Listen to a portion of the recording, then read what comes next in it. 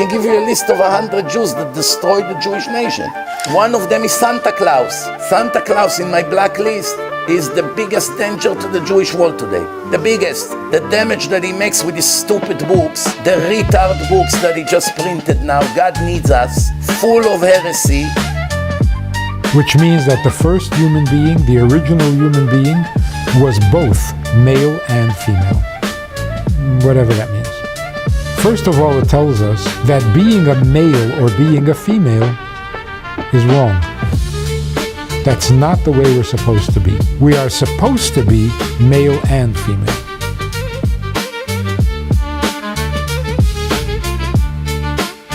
Important question. At what age does a person become responsible and culpable for violating the laws of the Torah? Can a 6-year-old child be punished for violating the Sabbath?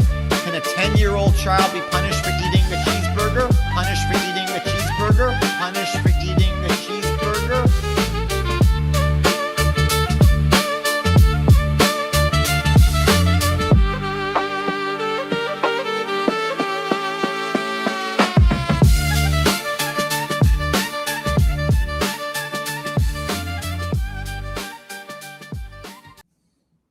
Hello. Geschmack. What a geschmacka intro. No, for my Catholic audience and Christian audience in general on my channel, I did not just call him a schmuck. It's a different word. That's the only Yiddish people know. Yes, Yeah. geschmack means like it's just so good, so tasty, so Like delicious. chillin' on Thursday night.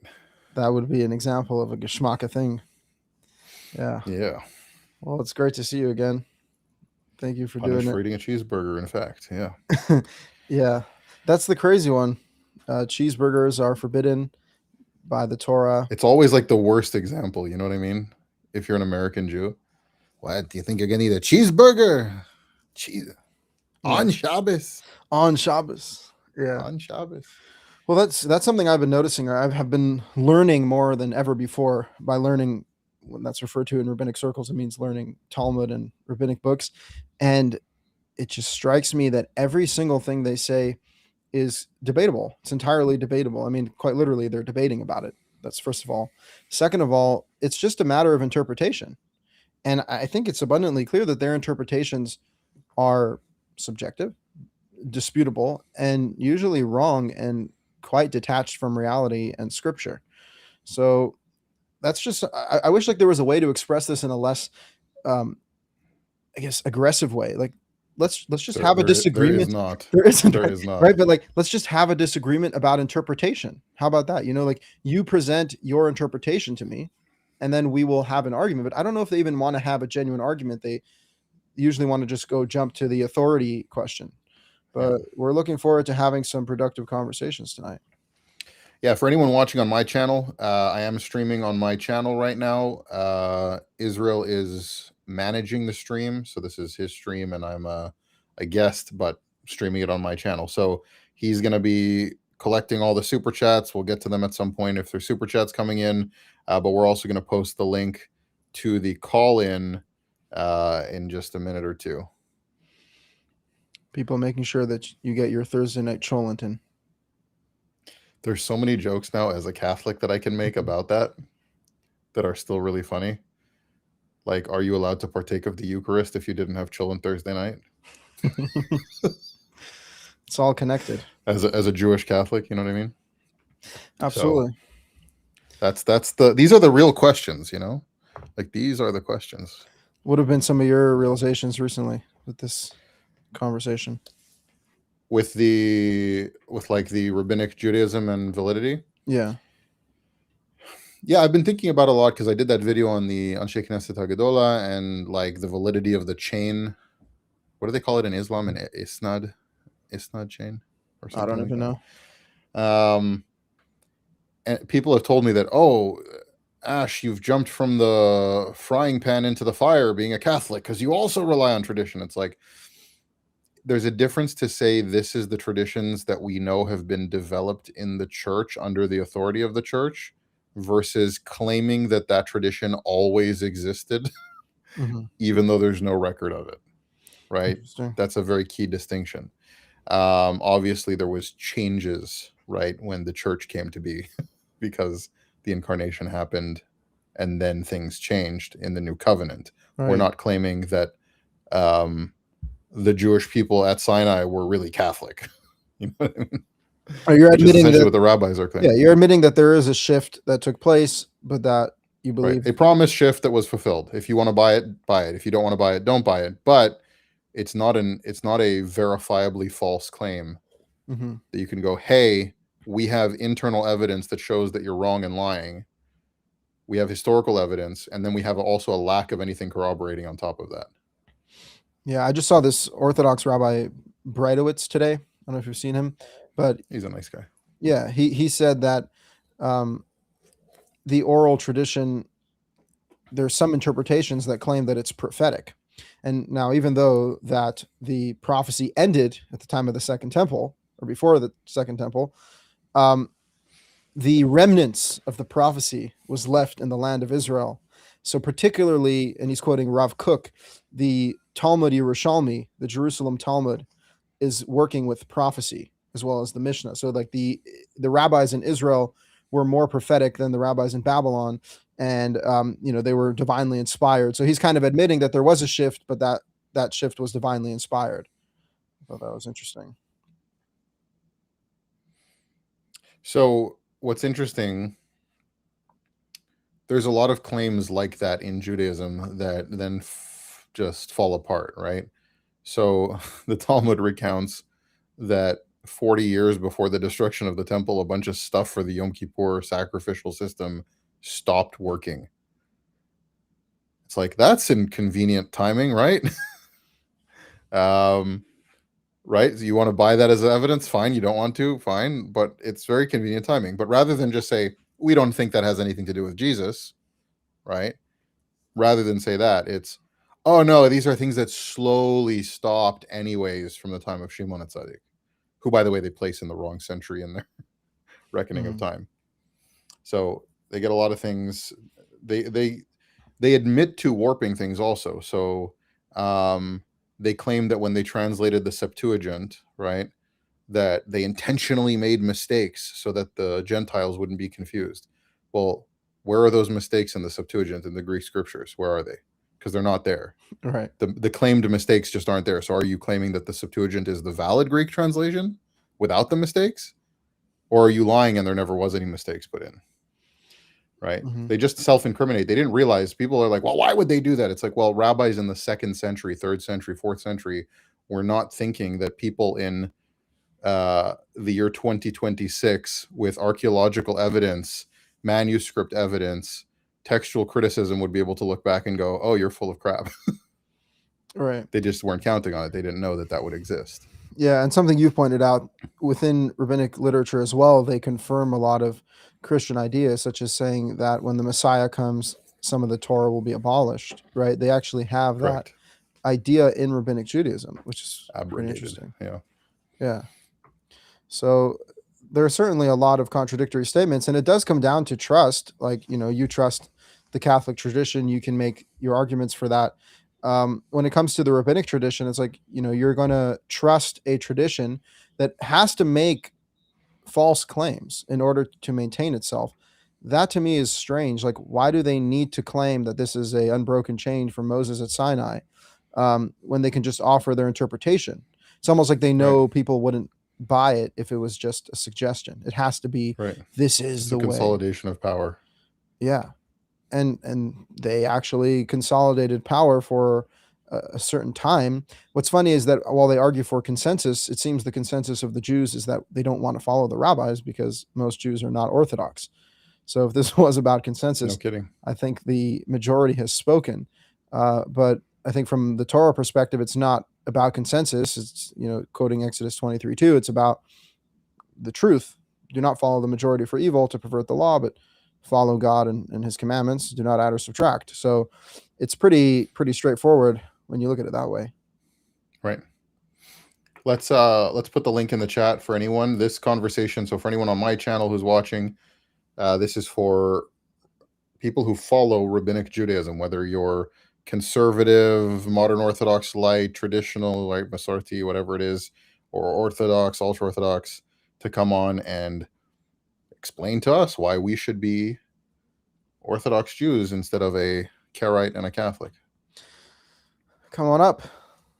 Come on up. That is what we're here to do. We're here to discuss. We're here to try to get to a clearer understanding.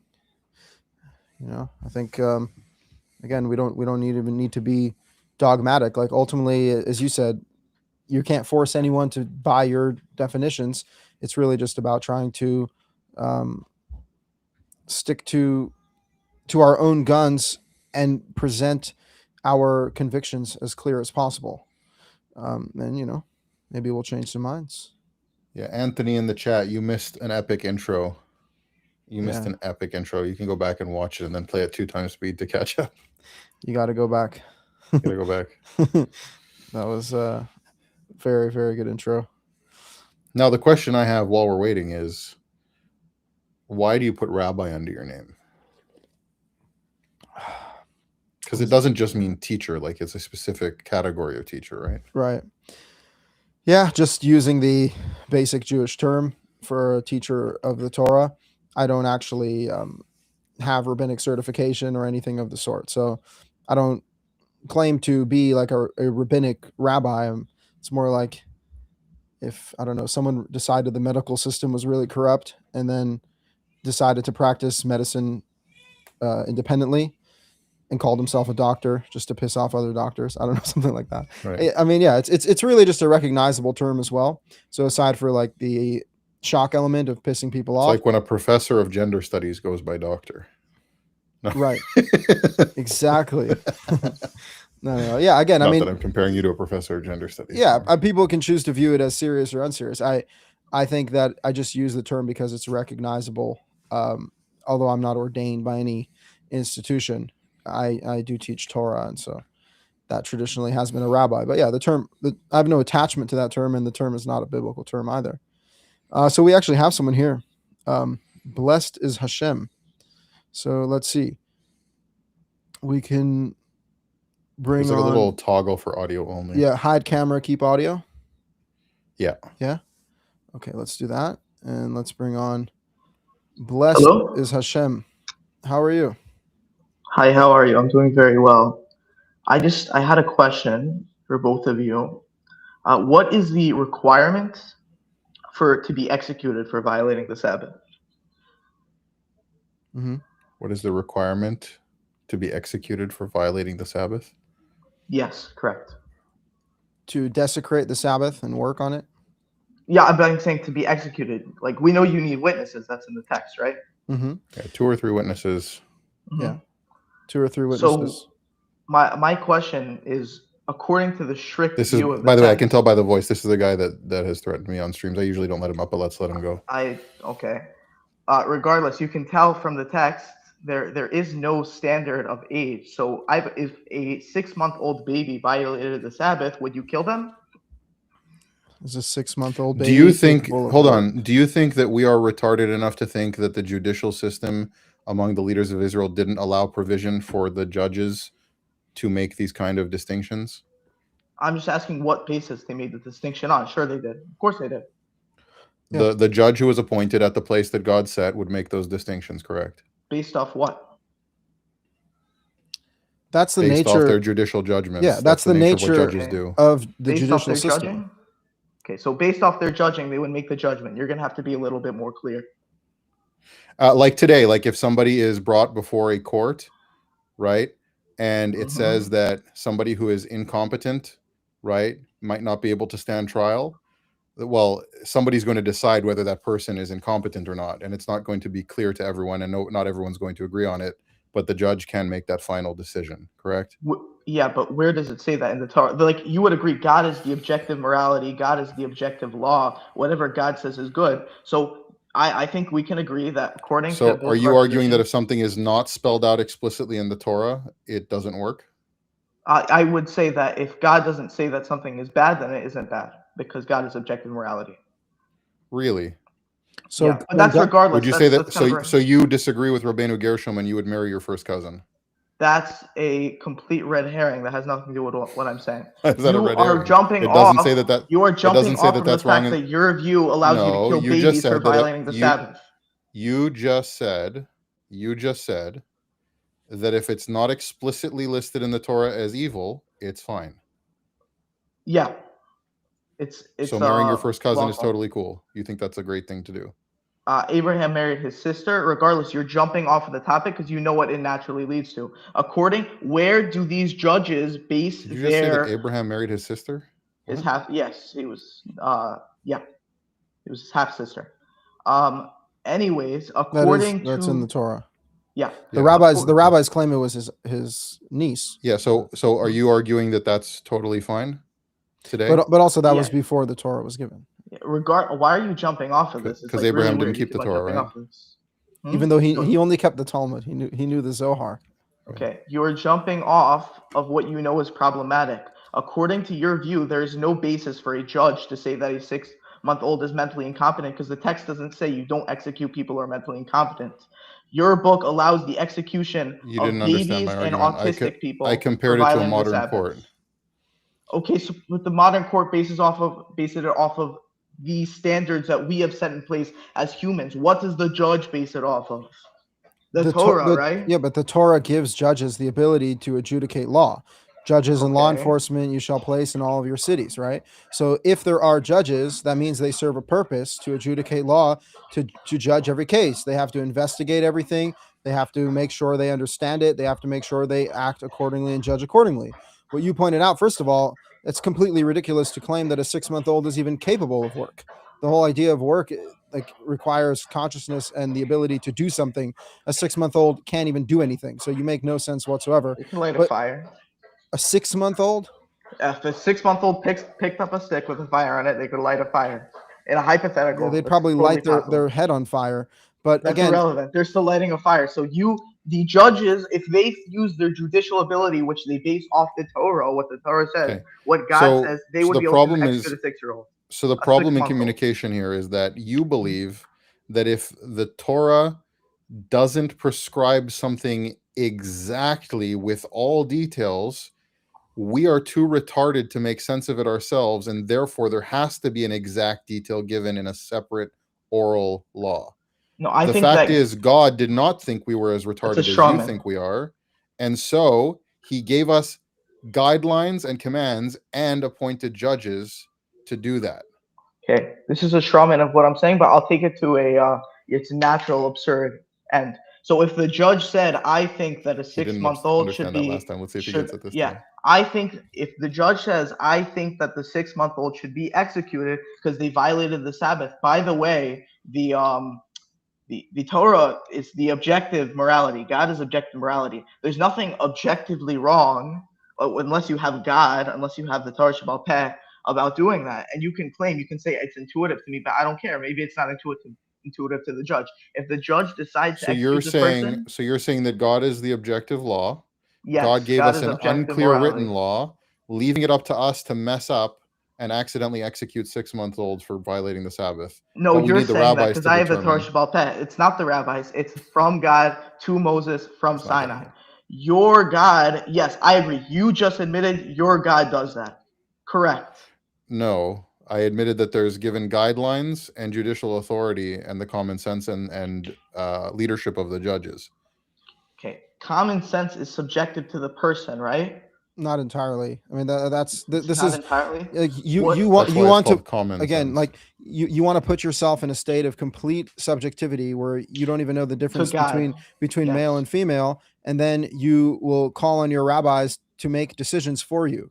Okay, God is giving us as human beings the ability for self-governance. That's exactly what the Torah is. God is saying you can govern yourselves if you follow these principles. If you're just and you don't take bribes and you act righteously and morally, then you'll be able to do things properly. So these conversations that you're bringing up are exact conversations that judges... I mean, he's making a great case for Christianity. He doesn't realize, but still, it doesn't matter. God forbid. But just don't punish anyone. What? How no, he's just making a good case for how the morality comes to its fulfillment in the new covenant, but whatever. Yeah, there is. Okay, you can throw out whatever action, idolatry nonsense you want to. No, you made a great case for it. So you can keep on running. If the judge uses his brain and we his brought you on the sense, stream. What do you mean running? Don't interrupt. No, hold on a second. If the judge says, I think it's moral. If the Okay, judge hold on a says, I second. think it's Hold moral, on a second. Hold on a second. okay, so you can run. Hold on a second. How is it running to bring you up on our own stream in front of our audience and talk to you about this topic? How is that running? Because you're interrupting me and throwing red herrings, like what a man It's and a not red woman is. herrings. That's I'm not what pointing we're out the talking flaws in your about. argument. Anything that you don't like is a red herring, apparently. I feel That's like not a all flaw these. in my I feel like all argument. these. I'm- Let's take it You're to a on not red herring. defense, Let's I'm take on it to a not offense, red herring. alright? Let's take it to a further You're argument, running. okay? Let's take it to another completely different thing here on the oral Torah here. Let's see if I'm running, okay? Let's see who's running here. Okay, what Are does this the- have to do are with the my argument? You're Gezeros- going to bring up Are something the else. Gezeros of Rabbeinu Gershom from Sinai? They're Gezeros, so assumably not. Okay, so what gave Rabbeinu Gershom the right unilaterally without a Beis Din to impose these laws? He is the leader of the generation, but I don't see Yeah, what the that relevance doesn't- that is. doesn't allow for Why that, though. are He doesn't you have a court. running? Why are I you just asked running him, what do away? you mean running? You don't want to answer basic questions about how the oral law Because functions. listen, I'm on. Get rid of him. Okay, we're not talking. We're talking about your position. I'm on offense. I'm you're on asking you defense. questions about the oral law. You don't want to answer. You're trying to go on offense when I'm asking you the questions that you're I'm running going away on from. offense. Your religion's So stupid, can and you I'm proving please it. answer my question? That's what this is The for. judge decides that the That's what this is for. the Your 6-month-old religion, baby is your culpable. religion is dumb. Your religion is dumb, and I'm going on offense because your religion is dumb. And Okay, but you're running away. You're running away from my point, and everybody in the chat gave can a see it. single You cannot rabbi? justify. What gave a single rabbi in the 10th century the right to impose laws on the Jewish people without a Beis Din? Okay, if you're not going to engage with me, then No, you're you're going not to be engaging. ridiculous. No, because You're you're not running away engaging. from the I answered your original topic. question. I asked you. You I didn't. answered your I question. asked You didn't like the answer. I asked you if a judge didn't like the who answer. uses his common sense can execute a 6-month-old baby, and you're not answering. You're not answering because you know what the answer is, and you're scared. So I I'm answered going to that leave question everybody already. with this. You It didn't. would be I'm going to common leave sense everybody that a with judge this. would not execute a baby, correct? Okay. It's no. The Torah's objective morality. We know it from the Torah. We know it from God. This is the standard that God has set. I think everybody. I've demonstrated that you're running away from the question. Both of you. I hope just you answered both your question repent twice, but of you your won't answer idolatry, mine. and I hope So that you stop burden shifting. So you won't answer the question that I just asked you. I answered yours, but you won't answer mine. I ran, apparently. I guess he's gone. Yeah, I guess he's gone. Well, we have a few more guests, so we'll bring them up. Yeah, I mean, again, I think it's just really simple logic here, and this is the issue over and over again, which is, as you were pointing out, you can point out flaws in the oral Torah and the fact that it doesn't address everything and it doesn't have a clear answer for everything. And even if it did have a clear answer, it doesn't mean that that answer is correct. It doesn't mean that answer is from God. The assumption here is that God gave the Torah to complete imbeciles who would kill their kids, even though obviously the Torah is meant for adults who can think. So, there's just a really... He just argued that a reasonable person without the oral Torah would execute a baby for violating the Sabbath. Yeah, that's what he's his arguing. argument essentially was. That's what he's arguing. I mean, he's basically admitting that he's below a caveman. Even a caveman wouldn't do that. So I don't know what kind of creature he is, but he's reduced himself to a subhuman creature in order to justify rabbinic authority. I mean, that... Can you pull up the super chat from mine? Absolutely. Is it the donation? Yeah, the super chat one. Super chat for this guy right here. God bless you, Ash. I will be debating Steve Christie on the 12th. I don't know who Steve Christie is. I'll look it up. One sec. What are you debating him on? Let's see. Well, if I agree with you, then Steve Christie is a Canadian football player. That can't be right. Okay.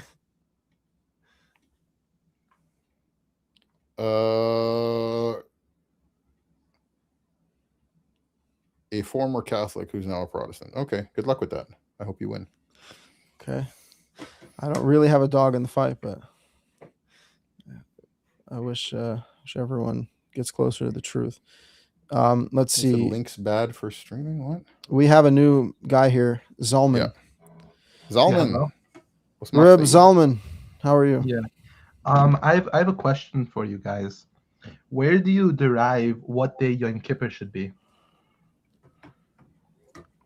Leviticus chapter 23. It doesn't say a day though. 10th day of the 7th month.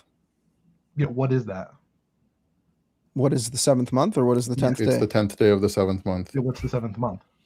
Well, it depends the how 7th you. of the months. Yeah, the 7th month of the After the 12 6th, months. before the 8th. Yeah, no, but when is that? When would that? When do you start Whenever it from? came out on the You don't know calendar. when to start from. Yeah. I know what the argument is. If you don't know what the months is without the rabbis, so that's actually not how people determine these things in the time that the Torah was given. It was on a lunar cycle, so it didn't even matter.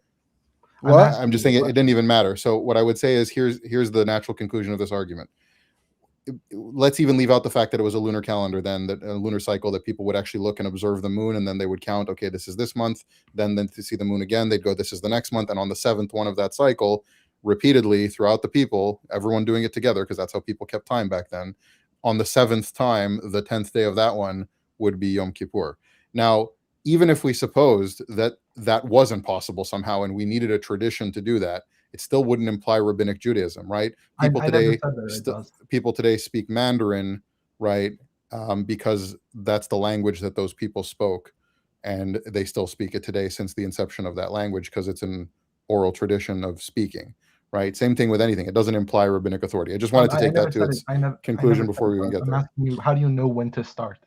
Right. It's just from the time it was given at Sinai. So you have a tradition? Can you show me that tradition?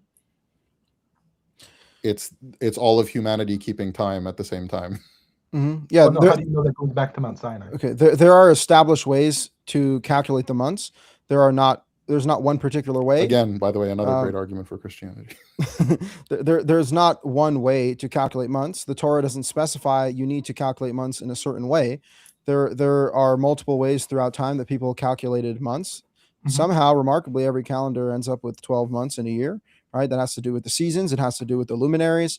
Most lunar calendars adjust with the sun in order to keep in alignment with the seasons. So that's exactly what we're looking at. We're looking at but when do you start? So when would the so depending on how you calculate the months, when you get to the 7th month, on the 9th of the month in the evening, you observe Yom Kippur. You know, so one second. Yeah. Mm-hmm. And I just read actually tracked. Yeah, because within reason, they're all going to be. I can make a calendar right now and just make random months. Yeah. Yeah. As long as it works. Yeah. So random months. Dude, like this is absurd. The Torah doesn't specify a particular calendar. There are different ways to calculate time. They are all give or take within the same time frame, but yes, there is no particular day. In fact, based off of the calculations of the rabbis, I just read this in the Mishnah Rosh Hashanah, they would wait for witnesses to come to testify at the temple, right? But if witnesses didn't come, or if they didn't see the moon because it was too cloudy, they would proclaim the new month anyway, because they already knew what it was, because they're using basic calculation, excuse me, let me finish my sentence, because they're using basic calculation of months. All right. People had reckoning of calendars before the Torah was given, buddy. Okay, so but I'm saying, when do you start from? He said it could be any calendar. Mm-hmm. Yeah, I happen to use the rabbinic calendar. So one guy could be having Yom Kippur in Nisan, and the other guy in Shvat. No, because a consensus understanding of the every calendar must start in Aviv, in spring. Okay, so every calendar must start in the spring, and yes, the 7th month will be roughly around the same time. Now, when Israel is a united people in the land, I agree we should have a united calendar. By the way, before we go any further, to the caller, can I ask you something just on a personal level here with this question? Okay, can I ask you why in the last 2,000 years, okay? Longer, because if you're considering the debates between the Sadducees and the Pharisees, right? Why do you think in 2,000 years not one scholar brought this up as a legitimization of the oral law until you came up with it just now? Yeah, that's irrelevant, and that's also not true. No, all the scholars debating Christians, Karaites, all these different groups, Muslims. It's irrelevant. Why would they not have come up with this argument until that's now? Irrelevant. You're not responding to my point. It's because it's a dumb argument. Everyone has calendars. We responded very well to your point. You just have a foregone. Hold on a second. The disconnect here is you think. Yeah, when is spring? You think when that is spring? If it doesn't when fall is out, spring? Yeah, when does spring objectively start? What is the sun and what is the moon? What is the sky? The problem is you're floor? presupposing that God intended that if Yom Kippur was done according to a calculation of the cycles according to people, and didn't fall on the exact, which by the way, we know that there's discrepancies, by the way, in calendars, and Yom Kippur has not fallen out on the right day probably for the last 2,000 years, because I agree with you, at some point there was probably a calendar shift and an intentional shift and discrepancies. So it's actually, you're right to an extent, because whenever they did update a calendar, which they did multiple times in Jewish history, they definitely changed the day Yom Kippur would have fallen out on relative to the day the year before. So Yom Kippur is actually not practiced every day on the right day compared to Sinai. I'll grant you that. Which means you just go based on the calendar, and God is not retarded and thinks that, like, if you did it on the day according to the reckoning of the entire people according to a calendar, then suddenly it doesn't work. God's bound by this. If you don't keep Yom Kippur, then you're kaddish. Yeah, right. But you're presupposing that it has to be on the exact same 300. I'm Karis like a million times over for a bunch of things, according to you. You're already, I'm saying according to his position, he's Karis. You're whatever. You're irrelevant. All right, so I'm irrelevant. Okay. Yeah. Wait, I thought every Jew has a portion of the world to come, and you're supposed to save me and bring me back to Judaism. No, not everyone. No, you don't. You're not supposed to try to convince me to come back to Judaism. Yeah. The Mishnah and Sanhedrin says that there's certain people that don't. You both. Who are those one people? One of you is an apikoidus, one of you is a min. You both don't have a chelik in Adam Pabo. Right. What about people that betray their friends? What do you mean? Depends what you mean. That's a category given. Those who rat out their friends to the authorities. Moisrim don't either. Okay. I guess we're Moisrim too. I guess there's a lot of Jews that don't have a portion of the world to come. I agree. Okay. Yeah. So again, before you can walk away with your fake victory, let's discuss this, because the Torah does not provide any particular way to calculate months. If you calculate months using a valid calculation, beginning in the springtime, as Passover is the first month, at the bloom of the new season, it's a season. It's a seasonal thing. But when does it start? Dude, you're so ignorant. You don't understand that every civilization for all of human history has kept track of the spring equinox. You think only your rabbis know things. All right. Let me explain something to you. Spring is a season. All right. It may not start. When does it objectively start? It doesn't have an objective first day. It starts the same time for all civilizations that have ever calculated it. Not true. You have to justify that. No, it's something you can look at the sun and stars and moon and calculate. Yeah, wait, so you have seasons. You have the day when it starts? There's a time every year when these things happen in the solar system. Are you like? And I already told you that it's not going to be to the day. All right. Okay. So then this guy thinks that. Do you know that the rabbis? Do you know that the rabbis of the Mishnah admitted that they learned this stuff from the Babylonians? Good. What do you mean it's irrelevant? It's talked about in rabbinic literature that they learned these calculations from the Babylonians. We're not talking about my position right now, are we? This is your position is that the oral Torah is necessary when did I for talk this. My position? Oh, you're defending you're arguing against our position. We're arguing against your position. That's what a debate is. Okay. You're arguing that without the rabbis and the oral Torah, you couldn't know when days were, like when days of the things in the year were. You're going to be, but the rabbis admit that they updated things and used the Babylonian reckoning system to dictate the calendar. We're talking about Yisrael's position. That's your position. You follow the rabbinic system. You're claiming without it you couldn't keep these holidays, but your rabbis themselves admitted that they changed to a Babylonian system. When did I say that you can't without the Rabbanim? Dude, we already know from your accent which side you're on. So what do you mean? What do you mean the Rabbanim? I never said that you can't without the Rabbanim. I'm saying I don't live in Borough Park. Yeah, listen. According to your position, like you lives in Borough Park. You just don't know the exact day. So you cannot know your neighborhood by your accent. The 10th day of the 7th month is, and so according to you see that I was able to guess his neighborhood by his accent. Everyone's going to do Yom Kippur on their own day. That easy. Okay, so I already responded to you. Don't want to hear the answer. The Torah, I'll get rid of him. The Torah says that you can calculate the months. It doesn't say a specific calculation that you need to do. You begin in the springtime, you count 7 months. You can use even the solar calendar for all you care. You can get to the 7th month, and on the 10th day of that month, you observe Yom Kippur and you afflict yourself. Very simple. You have to afflict yourself on the 10th of the 7th month. It does not say which calculation you need to use in the Torah. When we have a united nation in Israel keeping holidays together, we would need to have a united calendar. And guess what? As long as the calendar works, it works. Personally, I use the rabbinic calendar at the moment, and it's actually completely systemized for thousands of years, and it does work. So I don't know, Ash, what calendar do you use? Me? Mhm. Whatever the one my church uses. Okay. I think it's the Gregorian calendar. Gregorian. You must be a min. Okay. Yeah. All right. We got Max up here. Max, you there? Hello? Hi. Yeah, How are you? how are you guys? Good. What's going on? Okay, just a question. I was waiting, and I heard Are Ash you say the that. guy that got into it with Sam Shamoon that one time and he yelled at you on his stream? No, I was with Sam on your channel once. I was asking you questions, and you brought up Sam. Oh, I thought I heard you on his stream also. Okay.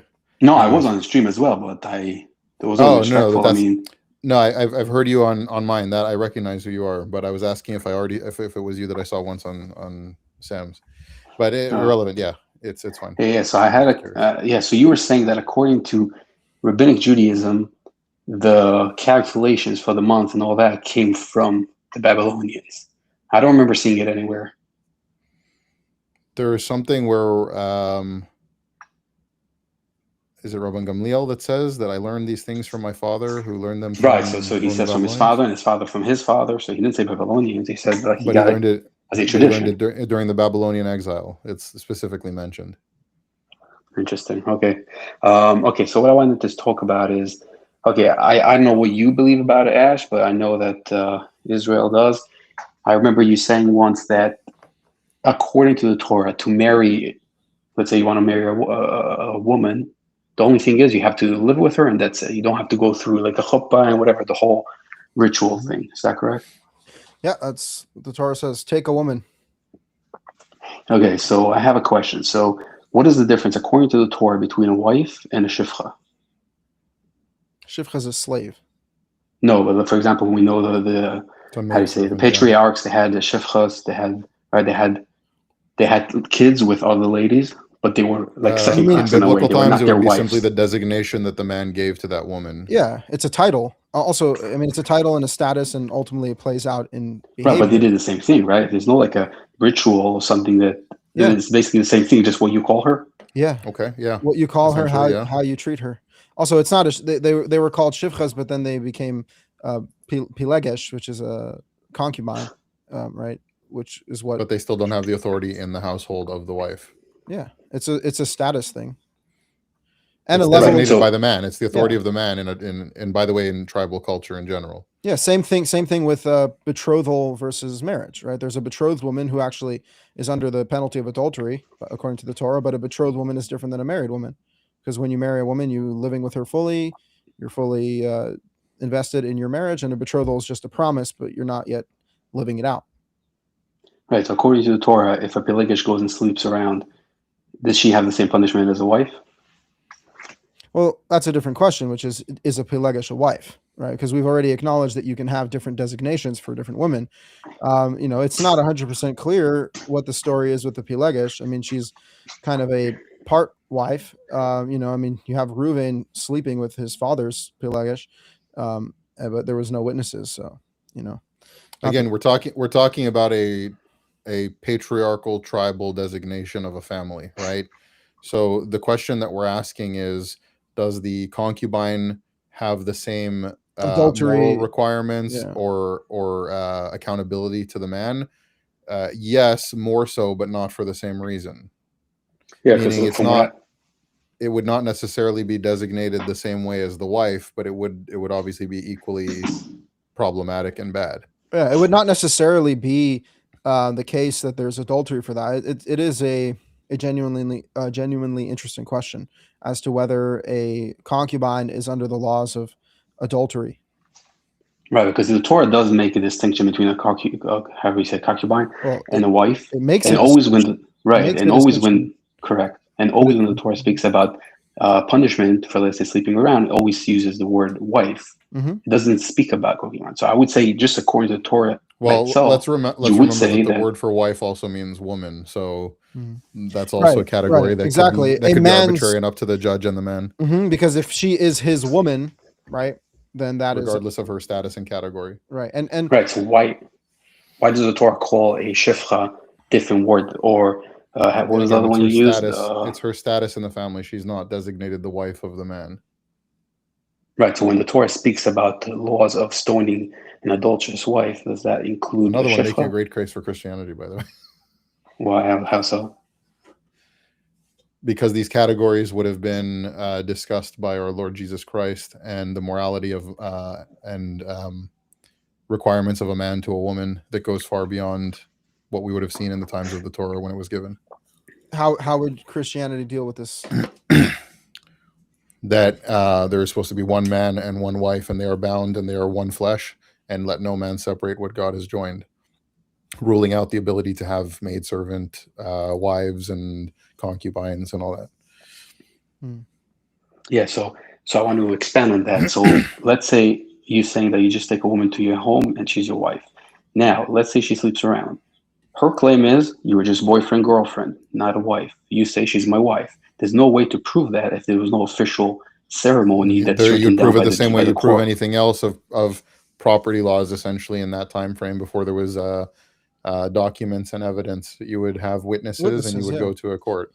Yeah, you wouldn't need to go through a ritual or a ceremony. Like if me and my wife decide that we're married, we come downstairs and tell our family and friends, hey, we're married. And then 10 people just heard my wife say that she's my wife and heard me say that I took her as a wife. So I don't need to have a rabbinic ritual in order to establish witnesses. Right, and what if she brings her friends and say no, she was not his wife? Like if you have, that's why I'm saying the conversation for a sec.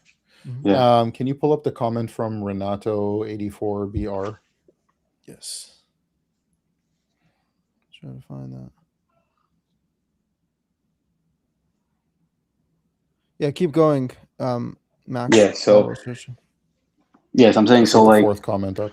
The reason is why I would say that you do need to have like a system of a court that you have to get married by them, is because if the court knows that you are married through them, then you can't play these games. And like you are officially married. If you're not listed by the court, you're not married. What happens if you lose your document?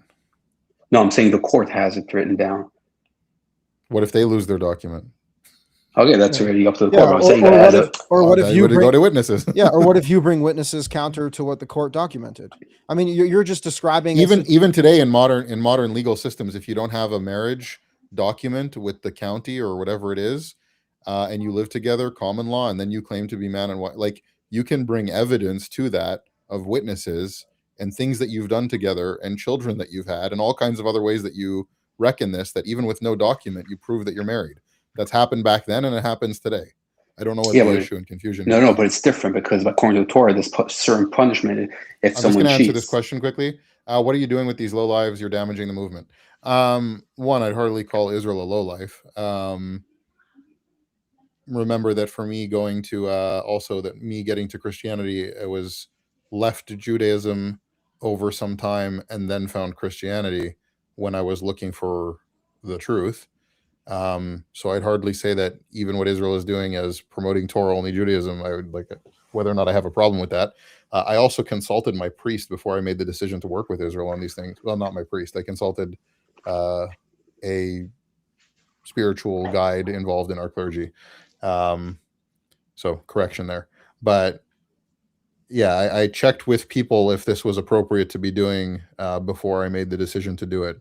And so long that it is fruitful and edifying, I don't see any issue with it. And again, I would hardly call Israel a lowlife, and I don't know how I'm damaging anything by doing it.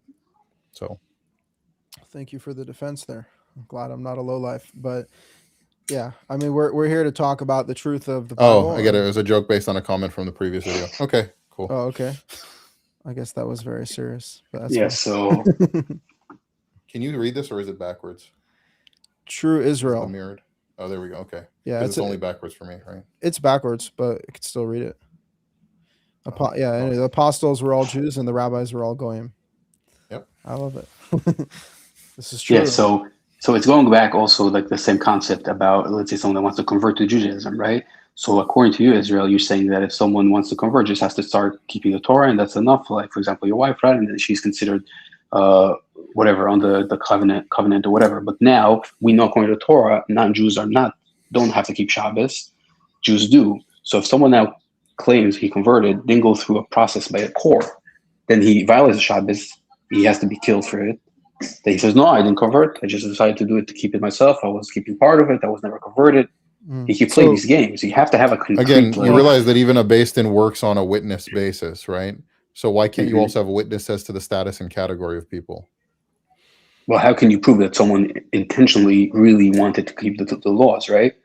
Someone was living and saying, so I keep the Shabbos. Yeah, I understand. There's 2 you points can't here. prove somebody's intent and heart even when they go through a rabbinic conversion process. You just trust what they're saying. Right. So the idea is like you don't need official court documentation.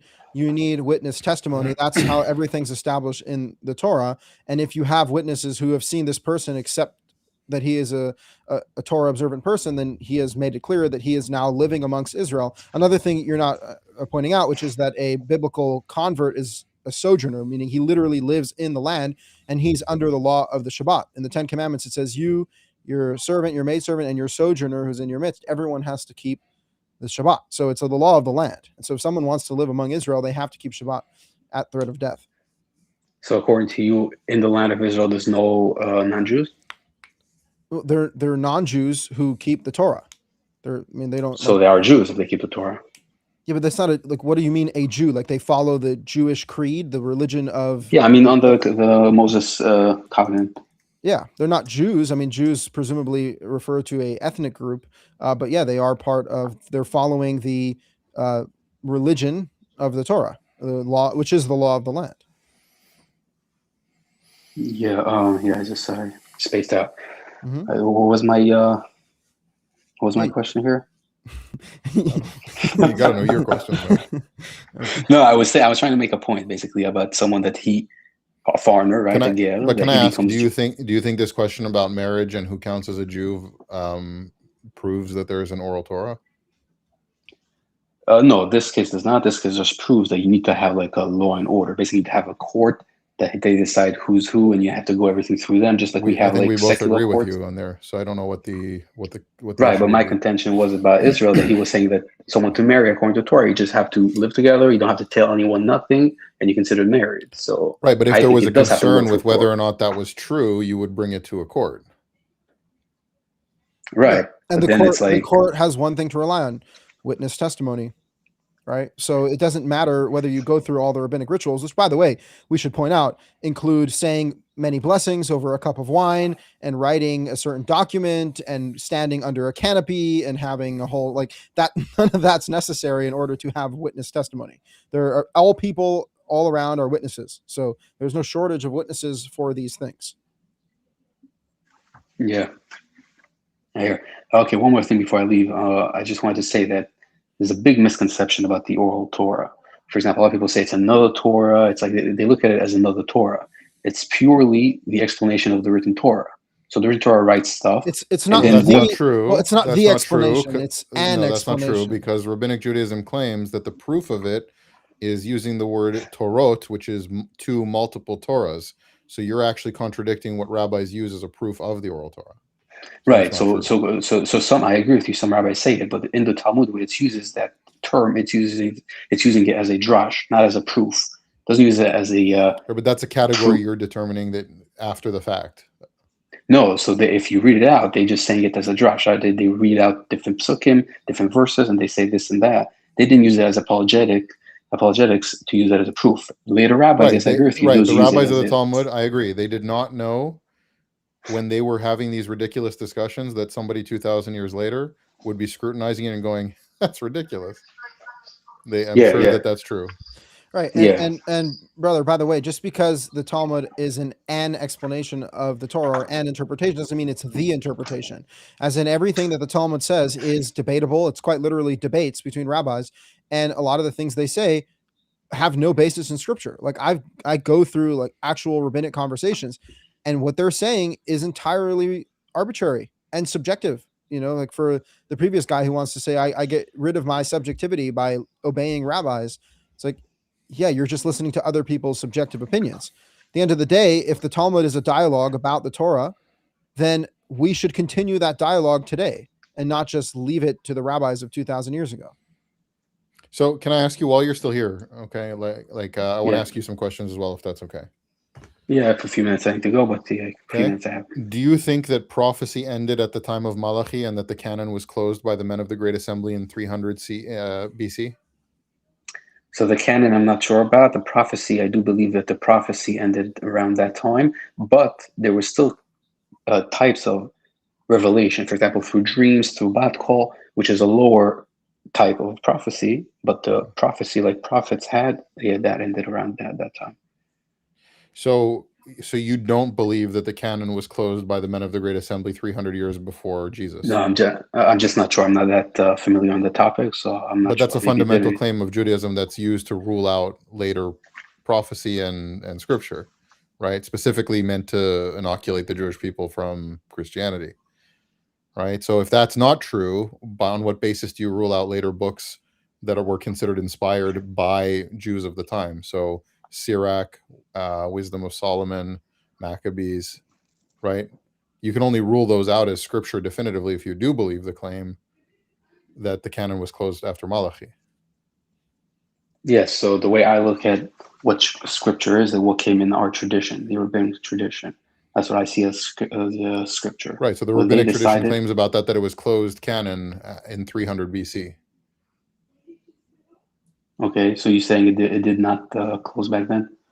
Well, the problem is that rabbis after the Mishnah are arguing about which books are scripture or not.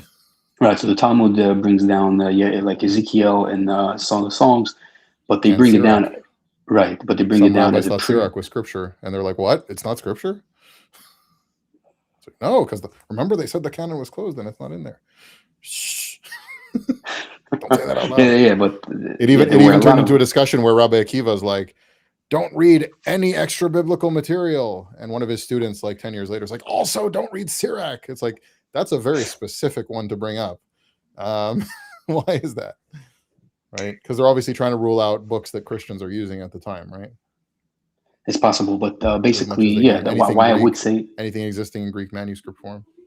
no. Why? Okay, first of all, like there are books that did not enter the how do you call it, the canon, because we believe that the canon, whatever enters, whatever is relevant to our generation till Messiah, till the end of the days. Now there were other books that were written down by prophets, but we didn't preserve it because it wasn't relevant till the time of Messiah, till the end of the days.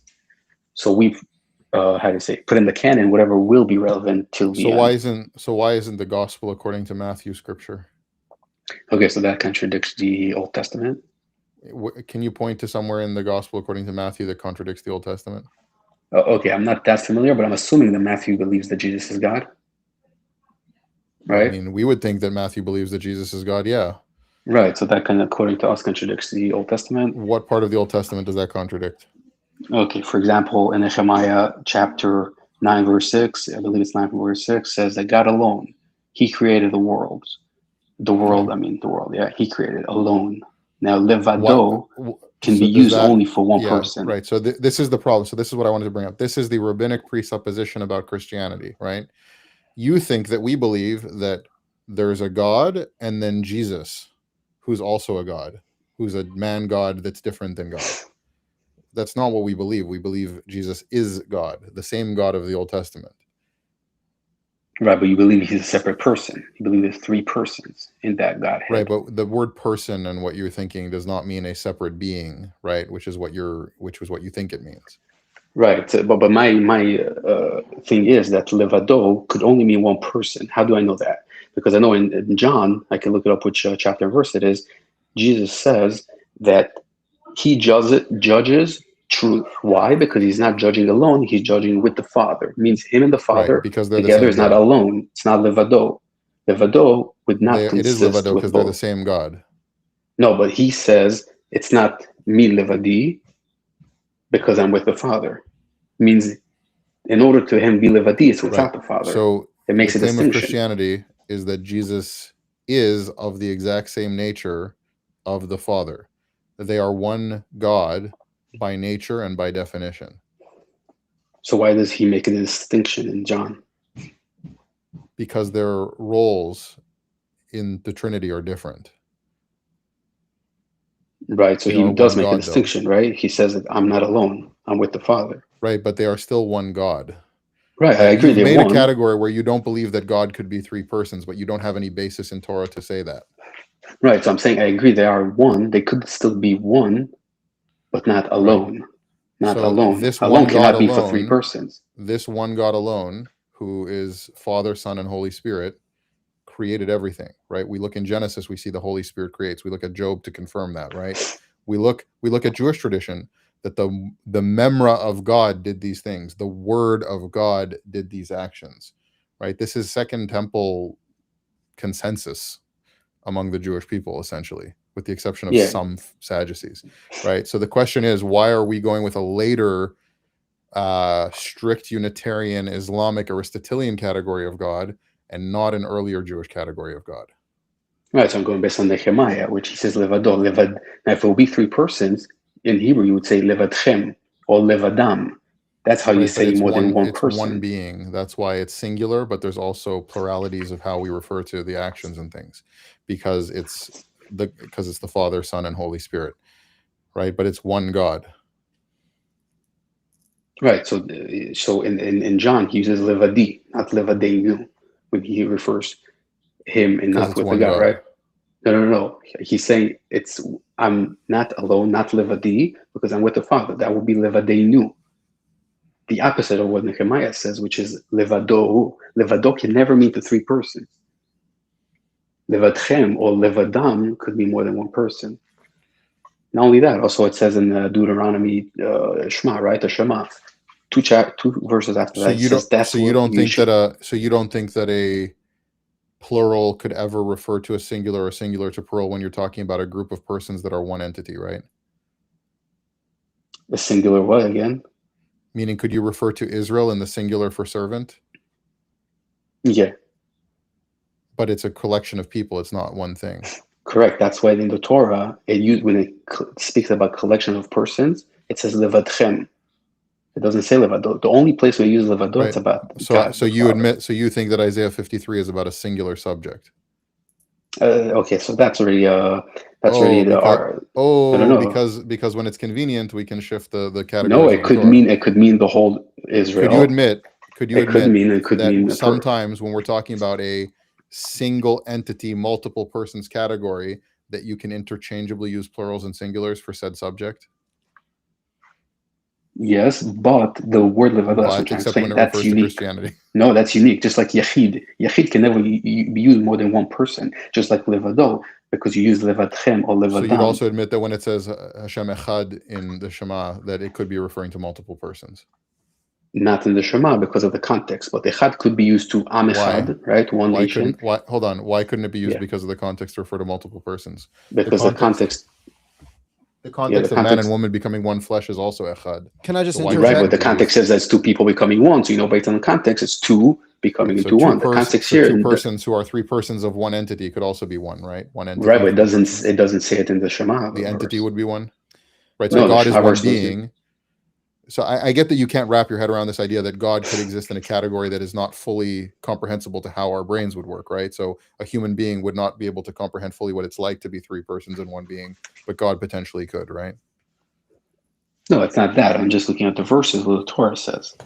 Now, logically, anything can be possible. But the verses of the Torah and the Tanakh in general, right, refer to a Holy Spirit that creates, refers to an angel that does things that only God does, consistently throughout the text, right? You have two Yahwehs being cited at Sinai, one of whom is seen by the elders of Israel, the other one who is not seen, and then you have the presence of the Lord with them that rests on Sinai, right? The Trinity is all but explicit at Sinai. Right? Again, the only reason Jews of the centuries before the time of Jesus believed in this multiplicity in God. It's throughout manuscripts. Philo talks about the logos of God. The Aramaic Targumim, which are Orthodox to Judaism, also refer to the memra of the Lord doing things where the angel did them or where God did them in separate categories. Even rabbinic literature says that the second Yahweh on Sinai is the angel of the Lord from Exodus 23. That's an accepted category in Judaism. right? It's only through a later lens of Aristotelian philosophy adopted by Maimonides through an Islamic lens that you then change this where it can't be like that.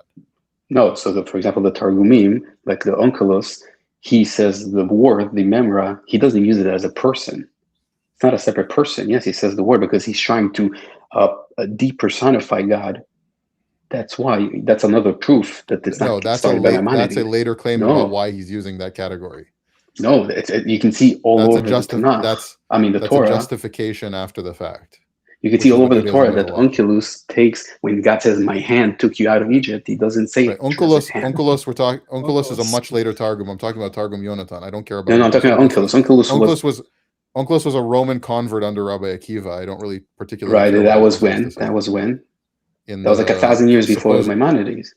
Supposedly second century. Right, that was like 1,000 years before Maimonides. Yeah, except with the earliest manuscript of the Mishnah we have is like the 10th century. So I don't particularly buy that Rabbi Akiva is even a real person. But regardless, yeah, we do have a new guest. I don't particularly care about Onkelos' opinion on this matter. We do have a new guest. No, it just shows that Rabbinic Judaism did believe it earlier because they believed in Onkelos. They praised Onkelos in the Talmud, and Onkelos himself tried to make God look less physical when God uses anthropomorphic. The Torah uses anthropomorphic languages, right? But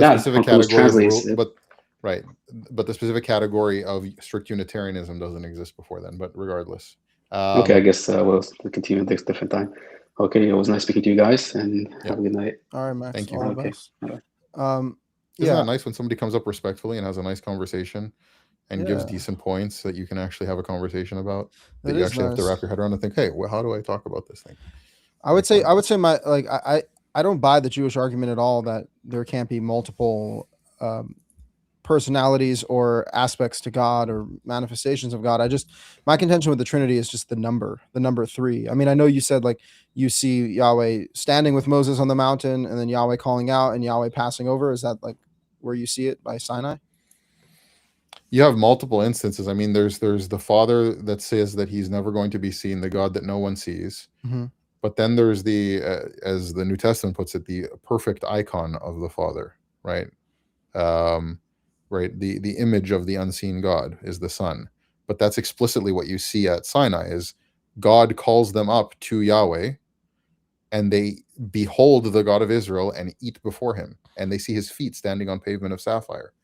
Right. Mm-hmm. So this is a theophany of Christ. This is the Son before the incarnation. Could that be like either metaphorical feet or just the feet and not the head? Well, then you have a simple. Well, no, it says they beheld the God and they saw him standing with his feet on pavement of sapphire. Mm-hmm. So you would. It's pointing out that they can see literally where he's standing and what he's standing on. Mm-hmm. Right. But it says they behold him, which means they beheld the person. Right. So you're saying that when God manifests in the flesh, that is the Son? When Abraham sees God on the plains of Mamre, he's seeing the Son pre-incarnate, which I wouldn't know, like speculation about what that looks like, right? But like nobody's going to give you a clear answer on like, yeah, definitively, this is what the pre-incarnate Christ looked like before he had a physical body that he took on. Right. But I just still don't see where the number 3 comes from. Because it references constantly the Spirit of God as a person who is grieved by Israel. The Holy Spirit of God that created, like according to is it in Proverbs and Job, I think, and then also in creation hovered over the breath of God that goes in, the Spirit that animates man, right. These are explicit categories that are constantly throughout Tanakh. There's an angel of the Lord, the angel that redeems, the angel that saves. I thought God alone saves. I thought God alone redeems. Right, and we're not talking about a human person, but like the angel of Israel. The angel is a messenger. But this angel does that category. It's a messenger. Right, but you're assuming that this specific angel is just a agency thing, which is a later category that people are determining what that means. Yes, there are angels that are non-corporeal things that have agency to act, but they're not worshipped in the way that this particular one is worshipped. People falling down before him and worshiping him and making altars to him and calling him the God of Israel, right? And then there's the Holy Spirit, what acts as a person. Where are they building altars to the angel? Jacob built an altar to the God of Bethel, right? But he saw Yahweh. Saw God's face. Well, he doesn't see his face, but he sees Yahweh on top of the ladder. Well, Well, so what does he see if the Father can't be seen, or if Yahweh can't be seen? Who did he see? Well, he saw a vision of Yahweh. I mean, it's Right. It says Moses. So Moses this is a couldn't see- category that Jews struggled with after this, right? Because they pushed away Christianity. Well, how do you do this? Well, eventually, everyone sees the problem with this. How does the unseen God manifest? Mhm.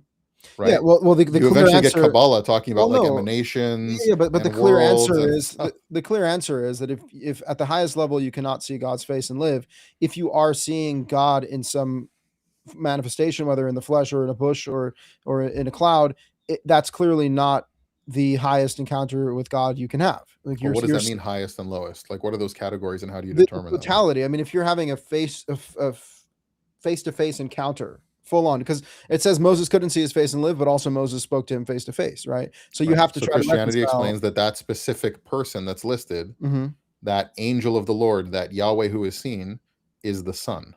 Okay. What about like the consuming Why fire is that, of the Lord? Isn't that more? Is that the fourth rail? Like, what about the consuming fire of the Lord? Or what about the fact that God creates? So the fact that they saw consuming fire is a physical manifestation and Well, representation. Moses says that it doesn't God, mean the fire is God. Moses right? says Yahweh your God is a consuming fire. Right. So that's a descriptive term for what they're seeing, which is this presence, right? So that would be the presence of God. That would not be the Son. How do you know? How are you able to isolate just three components of God? Because it's always the same three components. How about this? Why can't we just use the number one? If that's the number, because there are three components and so that's the thing. So your presupposition is that revelation ended in the capacity of Sinai at Sinai. Okay. But that's a presupposition that contradicts what God says, because God says that some point in the future he is going to come again and you will identify him by these same signs. Mm-hmm. When did that happen in history? Where does it say that God will come again? When God says he's going to reveal himself again, and you're going to know him by these signs and wonders that no one can know, that you've not ever seen before, right? So the Christian claim, I'll look it up in a second. The Christian claim is that, I assume you're taking me at my word here. The Christian claim is that the miracles of Jesus validated by him raising himself from the dead is a miracle that had not been seen and could not be done by anyone else, right? You have resurrections, but nobody raising themselves from the dead, right? If that's the case, God would be vindicating a false prophet through active measures, which would make God a deceiver. Right, but I'm not even arguing with you that Jesus is negative or false. I'm just saying I still don't see the need. Right, but if we take that Jesus is not negative or false, then he's the second person of the Trinity and the Son of God. But why must there's no gray area. Like this idea that Jesus is a wise man and a rabbi and a prophet, but not God. No. But because you say that there is one God, right? Then why can't we just work with the going number of one? That's kind of my issue. Like we do go with the going number of one. There so let's is just one say God. one. We say so why do Father, we have to, Son, and Holy Spirit, one God forever and ever. Right, but who are we to identify these three particular components of God? Like it's not what about it's the second person of that Trinity. God creates man and woman in his image, right? So that means clearly there's a feminine aspect to God if he can create woman in his image. So does that mean, what about the mother God? I don't understand your question. God creates male, female in his image, right? Right. Which means because we don't take Manus Freeman's version in the intro. Yes, we don't take the because God is not literally a human. We don't take the midrashic claim that when God took on flesh, he took on the flesh of a human male. Right. But God himself is not a human male. For sure. Yet masculine, feminine, father and son are two masculine representations. But also when we say the image of God, we also don't mean genitalia. We mean the likeness of God. Sure. Right. The capacity for reason and goodness and all those things. But it's not a physical. Where is mother God? Where is daughter God? Right, because you didn't listen to what I just said. It's not the physicality of the person that is the image of God. I know. I don't mean the physicality of it. I mean like the nature, the feminine nature, the maternal nature that is in the image of God. Because the human capacity for reason, goodness, and participation in the divine is not a category that is male or female. Of course, but there is masculine and feminine. Male or female is the biological creation. It's not the image of God. Correct. But Does that make sense? Correct. But by you referring to God as a father, you're referring to God as a masculine entity. Right. Would you agree? Well, that's because that's the terms that we were given, but that doesn't mean God is literally a human male, that the Father is literally a human male. Right. Which means that we're given Right? certain It's a terms. category term, right? Right. So you could call it person 1, person 2, and person 3. Like, Of course. Okay. But we're given certain terms in which to relate to God, because using those are human categories of language. right. And using Exodus or Deuteronomy, we're told God is Yahweh, God is one. So why would we depart from those identifications provided to us by God himself? We don't depart from those in Christianity. Yahweh is one God. Right. So then why can't we just stop there? Why do we have to lay out and break up God into three persons only to say that those are one? Like if anything that is truly God Because is part that of the same God same, told us to do that. God told us to find the Trinity within him? No, he described the Trinity to us, talking about his Father and his Spirit and himself. Right? The fact that this is a misunderstanding here. So the fact that Nicaea came up with dogma and doctrine to define these roles doesn't mean that that's what the role is. Those are definitions and dogmas as to how to speak about them, engage with them, and understand them. Mm-hmm. Right? It's not because the church declared a Trinity that there is a Trinity. The Trinity is there because that's how God described himself to us. We use the term Trinity as a dogma to explain these things to people in a creed. So you're saying Right? because This is what the faith believes. You're saying because we don't Jesus, believe we don't believe the Trinity because Nicaea said there's a Trinity. We believe that because Nicaea codified what was already understood. So you're saying because Jesus introduced himself as the Son, he introduced us. Yehuda Yisrael is in the chat. You say you're waiting. You're a psychopath who's done crazy things on streams before. If you could give me a good reason in the chat why I should let you up, please do so, and then we'll consider it. Let's let Yochanan up. I appreciate the conversation. I would just say again that the issue I run into is like, okay, so you're saying Jesus reveals the Son aspect of God, but it's like, how do we know that's where it ends? How do we know it ends with that? It's just 'cause that's what's been revealed to us. What if that's what God revealed to us? But what if there's like an infinite more amounts or different character? Well, you let me know when that happens, and I'll reconsider my position. Okay, so then we'll start worshiping a four. Like we'll do like a 4 square cross. Like why can't we just stick with one and Yahweh? That's my issue. Like even if you stick with one with Yahweh, well, Yahweh is one God. Okay, we agree on that. All right, let's bring up Yochanan. Hey Yochanan, how are you? Are you there? Yochanan. Yoichi. Okay. You can try to get your audio in order. I'm so sorry, gentlemen. There you are. Yochanan. So sorry. Tadar Rabah for letting me join. Israel, I love what you're doing. You're providing a platform for a lot of great guys that have studied, put in the effort to study his word. I like your guest. What is your guest name again, please? Thank you. This is Ash Mays. Former ultra Orthodox Jew, now Catholic. Oh, also. If you were watching on my chat, then Israel would be my guest. But since you're watching on Israel's channel, I'm his guest. I'll have to check that out. I am a founder of Christianity, a Roman Catholic. I was until I was 30 years old. And actually, I'd already been to Israel and lived on the Mount of Olives twice in the 80s and heard about this thing. And I was a staunch Catholic. You know, these are the founders of Christianity. Remember this. And I only say that because 2 billion people today make up only 4 denominations of the man-made religion labeled Christus. And that's an illegal label, by the way. If you know the Torah, you will see you cannot mix man's ways with God, right? You can't label a Messiah, Christ even though Paul, Shaul did call him the Mashiach or Christos. I'm just gonna. I'm gonna get to my question. I'm gonna get to my question just right now. Sorry, thank you for letting me elaborate. Yeah, this is not a preaching platform. No, I know, but I had to give some background of how I came out of Christianity and a believer in Yeshua. Now the I'm question going to is, interrupt you again. why Yehuda can't we Yisrael in the chat. unite? Yes, you behave like a psychopath. You come on, you filibuster, you interrupt, and then leave before anyone can answer you. You've done that twice on my Who stream is now. this? Yehuda Yisrael. No, this is someone else. You've done Oh, that someone twice on else. my Okay. streams now. You've come on, filibustered, I'm ranted so- what you had to say, It's the and then adversary. left. You told It's me the you had 15 adversarial. minutes. You told It's me the that I had, adversary that's interrupting my including- yeah, 'cause you've conversation. interrupted. Yeah, All right. well, you're interrupting me now, so you can go. Yeah, Yehuda, you told me that you had 15 minutes last time, and then you ranted for 7 minutes and left. So if you're saying you have 45 minutes this time, I don't really believe you. Give me a good reason why I should, because you've lied twice now. Can I ask my simple question? You got 2 Yes, go ahead. seconds. Go ahead. Yeah. Why cannot we unite in his Moedim? Israel, explain the Moedim. I know you both know what Moedim means.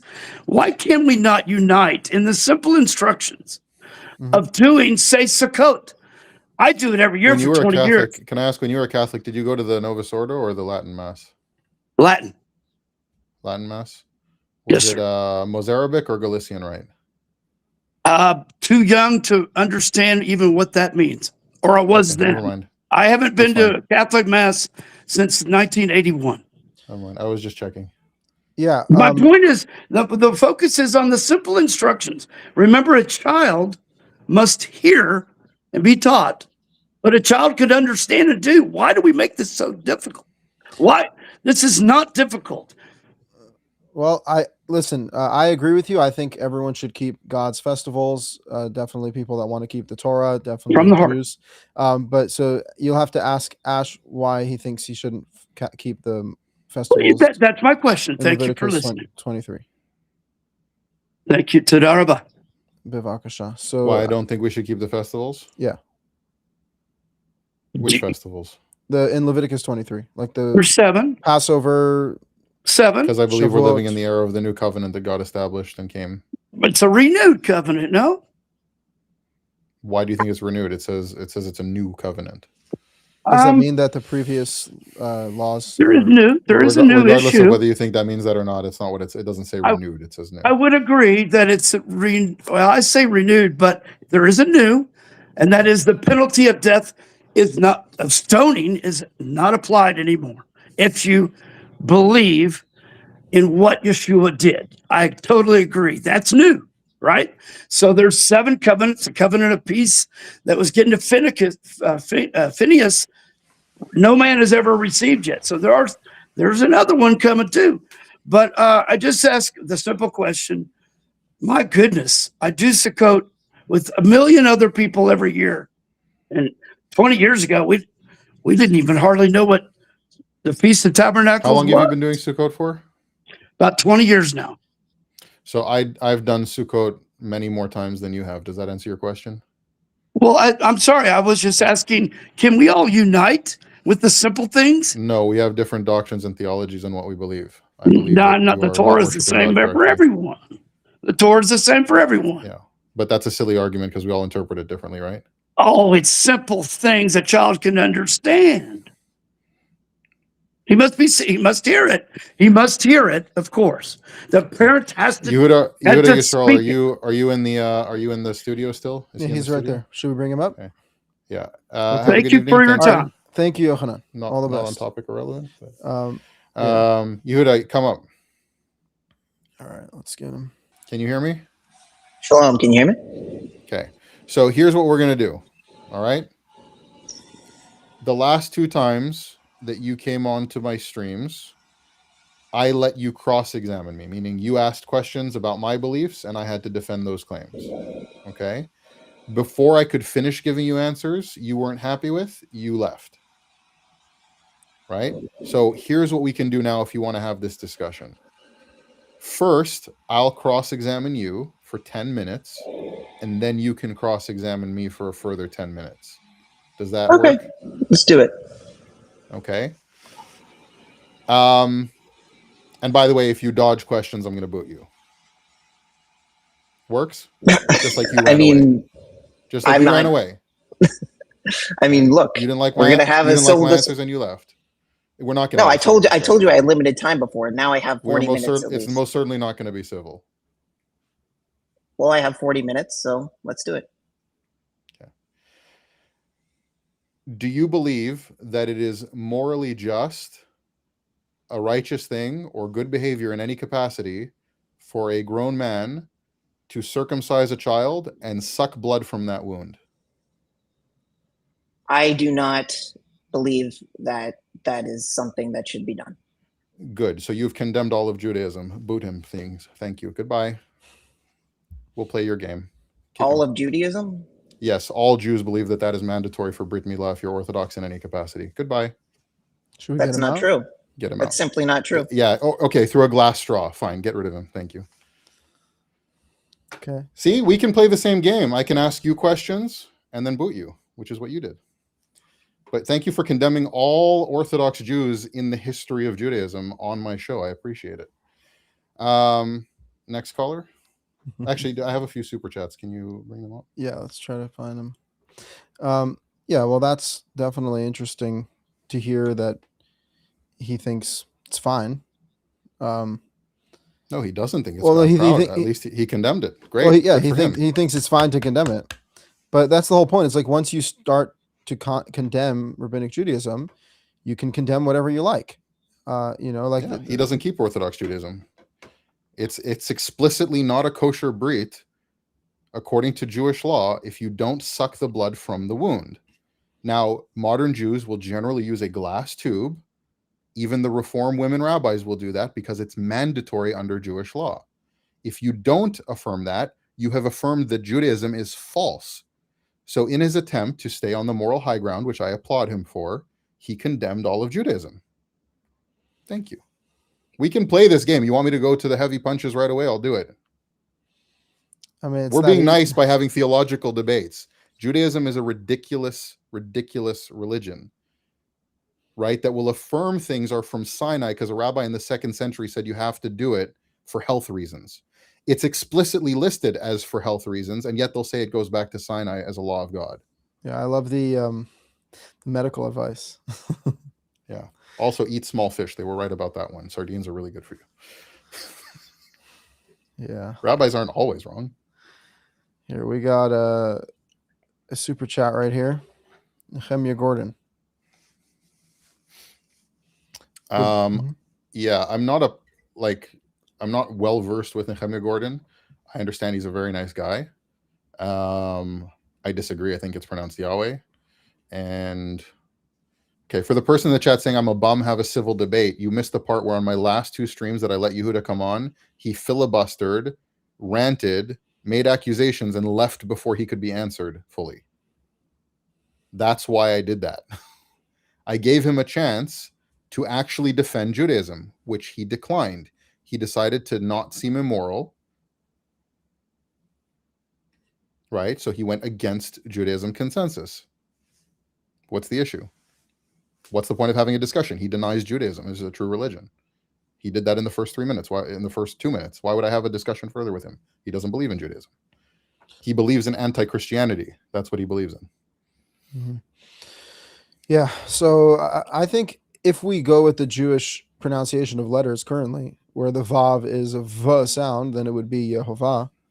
But if you pronounce the Vav as a W sound, then it would be Yahweh. So, I mean, the person saying I just have a problem with the Jewish community. No, I have many good friends in the Jewish community. I personally had a great time in the Jewish community. I have no bone to pick with Jews.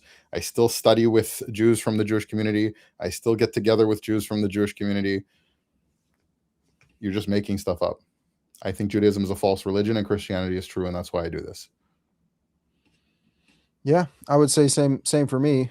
Never had a negative experience with Judaism. Just don't believe in it and want to make that clear.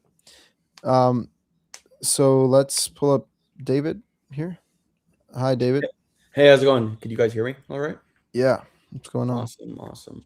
I've been listening to both of your guys' streams for quite some time, but it's my first time being able to speak to you guys. And I have a couple questions for you, Israel. First of all, my background, I am an Orthodox Jew. So just to put that out there.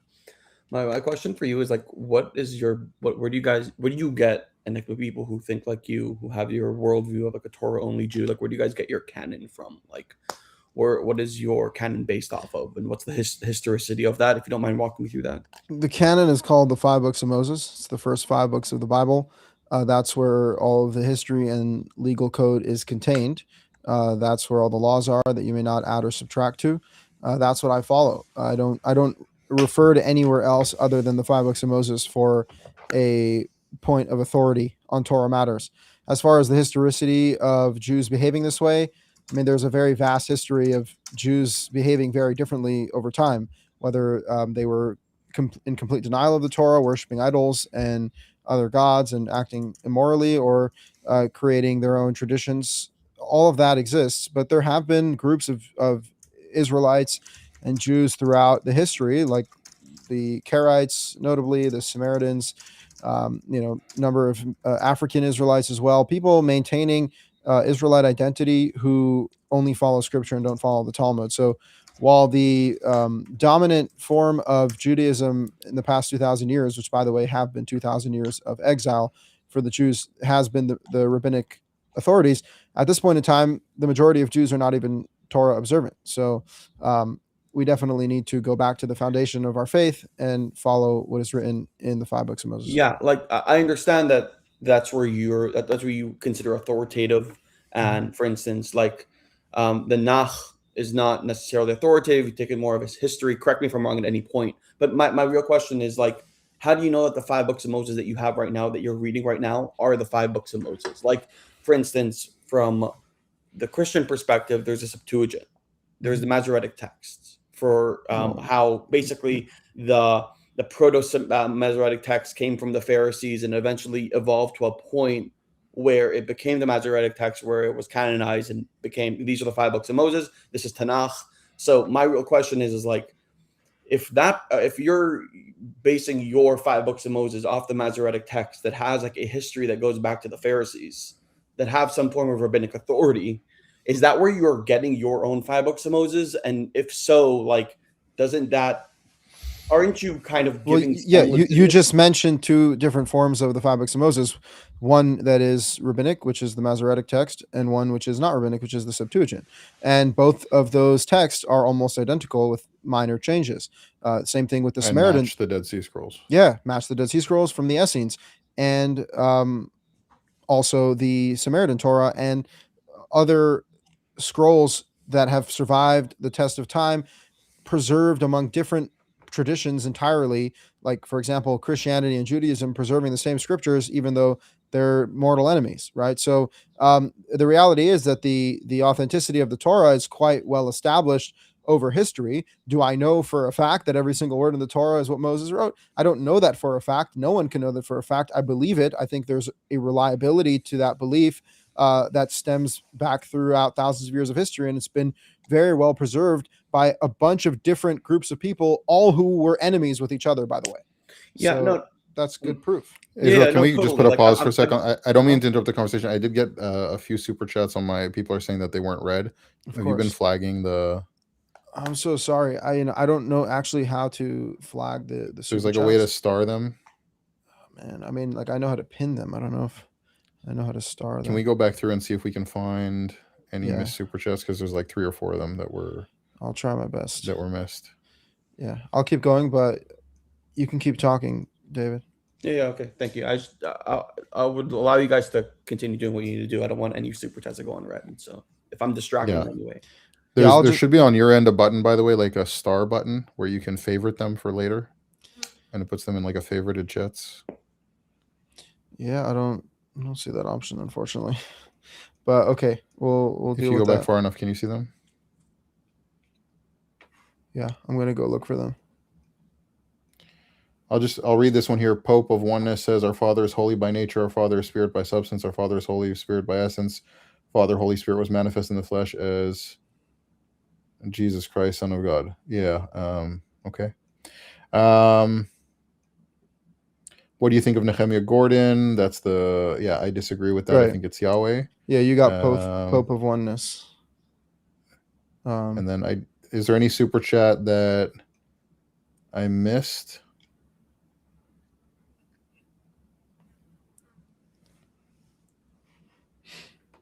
I don't know. I mean, those are the more recent ones. It could be all the way I can't back. go back further than that. Yeah, it's not letting me go back further. That's the thing. All right. What next If time you, I if next you were time the I one that see sent the, I recognize the name Jakey on deck. Just write your question in the. I see somebody saying, "Why is Ash always so bitter?" Ash is a very happy person. Why is Ash bitter? Ash is not bitter. Ash is Jewish. Ash argues like a Jew. Yeah. Yeah, Jakey, if you just write your question again, I'll read it. Yeah. Obviously, you're all thanked, but I'll just pull up the next one that comes up. All right. So He said, David, imagine crying about occupation, but not knowing the religion of the people who are occupying you. Okay. Not sure what you mean by that. All right. So what else were you going to say? Yeah, no. So like, I understand your perspective, but like my question is like, if you had to, like from the different kind of texts that we have from the different bases, like where do you derive your canon from? Like I'm assuming it's not from the Greek. I'm saying they're all identical, dude. They're not, but they're not all identical. What's the difference between them? What's the difference?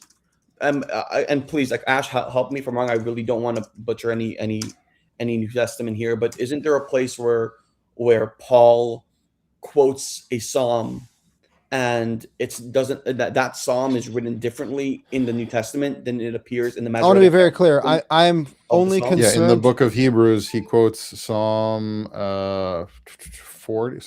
Yeah, so I'm only concerned. But he quotes the Greek manuscript, which is accurate to the Greek manuscript. I'm only and we have evidence concerned that it's accurate to the Greek with the Torah. I don't care if there's like variations of Psalms. I'm only concerned with the Torah, and the differences I found are a little bit differentiation in the Genesis timeline of the forefathers, which does impact how you calculate time. But still, your chat really doesn't like me, huh? I don't know. The bald one doesn't know what he's talking about. Okay. I shaved. Look, you can see the follicles are still there.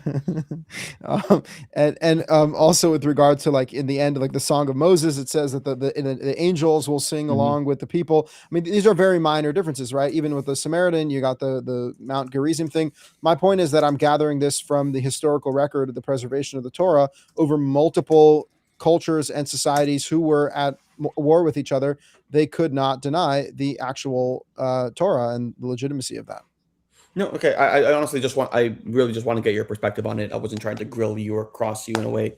That's fine. I haven't heard a carrot explain to me that, or I know that you don't like to call yourself a carrot, but for the sake of simplicity. I also have two more questions, if you guys don't mind. And if not, I could run at any time. Kick me whenever you feel. One is for Israel. What is your guys' view on the afterlife? And do you have a strong view, or is it just ambiguous? How do you approach that subject? I think it's absolutely unknown to us, and deliberately so, because God wants us to have faith in Him. We put our faith in Him in this life and the next. We don't know what will happen in other places, but we believe that God is all powerful throughout all forms of existence in all realms. So I don't know. I couldn't tell you what happens after you die. No one actually knows unless they have some form of divine revelation. Some people claim to have that. I personally don't believe it. The Torah never talks about the afterlife. So I just trust God and I try to live correctly with the time that I have.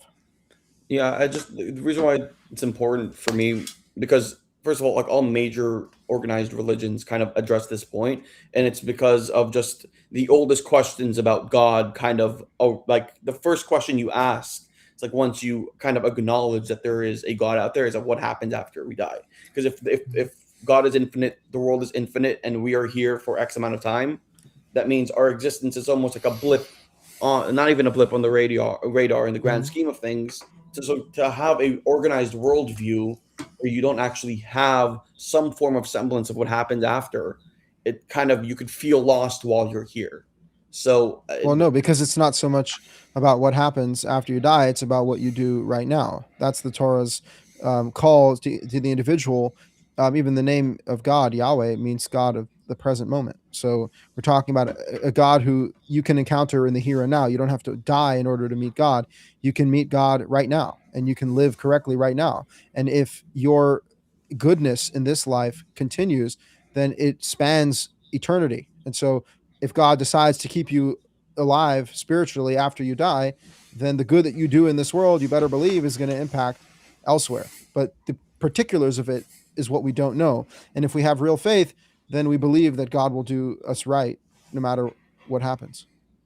I guess I could ask more questions, but I think I'll stop there. Yeah, we can hear what Ash thinks about the afterlife. About the afterlife? Mhm. I wasn't paying attention. Sorry, I thought that was a Karaite only string of questioning. What was the question? What do you think about the afterlife? What do I think about the afterlife? Mhm. I think that if you are right with God, you will be in heaven, and depending on how you call it, theosis, beatific vision, you will have some kind of participation there with God, and we don't know exactly what that looks like or feels like. Yeah, I'll leave it. I'll leave it there. I'll give it some time for other people to also come up and speak to you guys. But I appreciate your guys' time, and I hope you guys have a lovely night. That's right. In the Filth says it right. We all become orbs. That's what happens. I'll take it. All right. God Thank bless. you guys. I appreciate it. Bye-bye. You see people, by the way, Yehuda Yisrael is still complaining in the other chat now, because that's where he Mhm. found all the people that dislike me in Israel's chat. But what happened, again, several times he came up on my stream, said he has very short window, ranted, didn't listen to the full answers, and left. And then doesn't like this time that I called him up, asked him a question. He disagreed with all of Judaism through all of history. And then, like, why am I having that conversation then? You don't believe in Judaism. Why would I have that conversation with you? Yeah, you got Yehuda, to. why don't you put in the chat? Do you know a rabbi who does Brit Milah, who's an Orthodox rabbi, who does not do mitzitza, even with a tube? Can you say yes or no to that? Do you know one that doesn't? Yeah. You know, it's interesting that from a medical perspective, modernly, it's not at all necessary. Like we had a Jewish urologist do the circumcision for my son, and he didn't do any form of mitzvah because it's not at all necessary. It's like the blood, you just wrap it a little bit and the blood seeps into the bandage. So it's completely false. I mean, they're surprise, the rabbis. So you admit that they use the tube. Oh, so now it's fine. Oh, he says he doesn't condone it. He doesn't condone it. Okay, but he condones it with the tube. So you condone, let's clarify this. Yehuda, in the chat, you condone that at the circumcision of a child, because a rabbi in the 2nd century said it, or supposedly the 2nd century, says it's a health concern, that all of the Jewish people are bound to suck the blood from the circumcision wound through a glass tube. Yeah, even though it's not medically true that you need to do that. But you think that all Jewish people are bound to that? Yeah, but I guess his argument would be that it doesn't have to be with the mouth. You don't have a problem with somebody using the tube. So you're totally fine with a law that's not even in the Torah, mandatory to suck the blood from the circumcision with a tube. That's what you're saying. Bring him up again if he wants to come up. All right, he's not here yet. We can bring up Jackie in the meantime.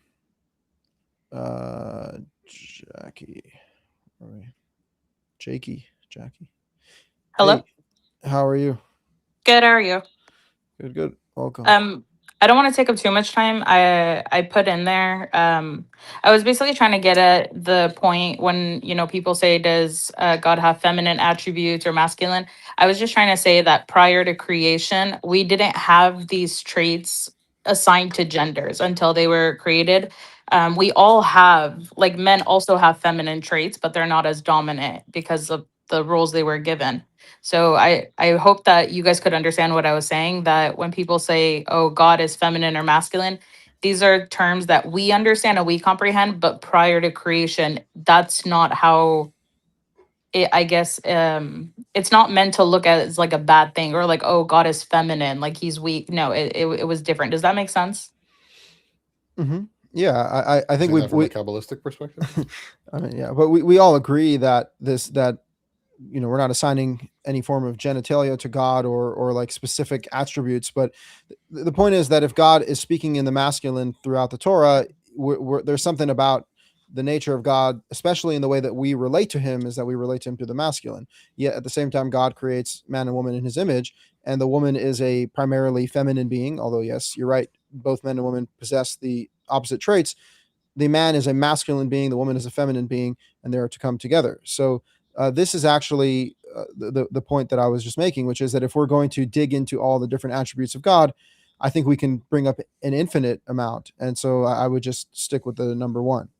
But so you're saying that God in the Old Testament is masculine, which I would agree, but he also has what we categorize as feminine traits, as in compassion, nurturing, affection. So you see those. Does that Why make are sense? compassion, nurturing feminine traits? Well, when it comes to like offspring, you see it more in women. That I Okay, hate to but why break. is that a feminine trait? Because it's more present in women. Yes, just like What if someone it's would. just a trait and God gives that more to women? That's what I'm basically Why trying to does that make say. it feminine? But that doesn't make its inherent category more feminine. Well, you could say the opposite for what you categorize as masculine. No? What makes Yes. it masculine, except for the fact that you categorize it as masculine? That's what I'm Well, trying to what get would you at. categorize as masculine?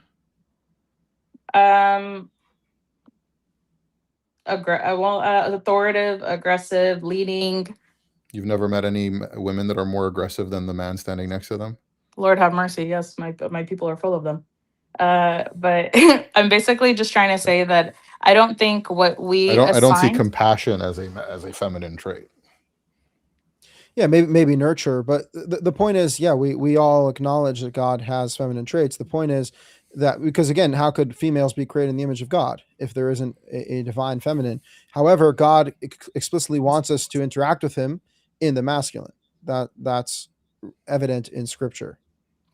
Not to be like, oh, Mother God, please help me with your nurture, but no, Father God. God is referred to as a father. That's purposeful. God wants us to interact with him. Right. I in would that just say way. that just because genitalia and chromosomes are biological created things, they're not categories of being image of God in that sense. Yeah. Well, that's what I'm trying to say, is that he also has those. We got it from him. God gave women, we don't reflect him, or he doesn't. How do I say it? Humans don't reflect necessarily God in the sense that he's created after us. We're created after him. So for a woman to be nurturing, she would have to have received it from God. So God already possesses these, but he is, of course, like more masculine in the sense that we understand it. Mm-hmm. And in the sense where we're supposed to interact with him. Yeah. Yeah, appreciate you. We got more callers. All right. God bless. Have a great night. Yeah, we got Mr. Yehuda up here. All right. Yehuda. So now I gotta be clear. I do have 15 minutes now. I said earlier, so that who's keeping track of time? I said 40 minutes. When it was 40 minutes ago, now it's 15 minutes. Just get your point out. I have like 9 minutes of cross-examine. We're still playing by that, or are we gonna do a good faith discussion where we go back and forth, or just can I just clarify something that you said earlier? So you do believe that it is totally fine to suck the blood from the circumcision wound with a glass tube?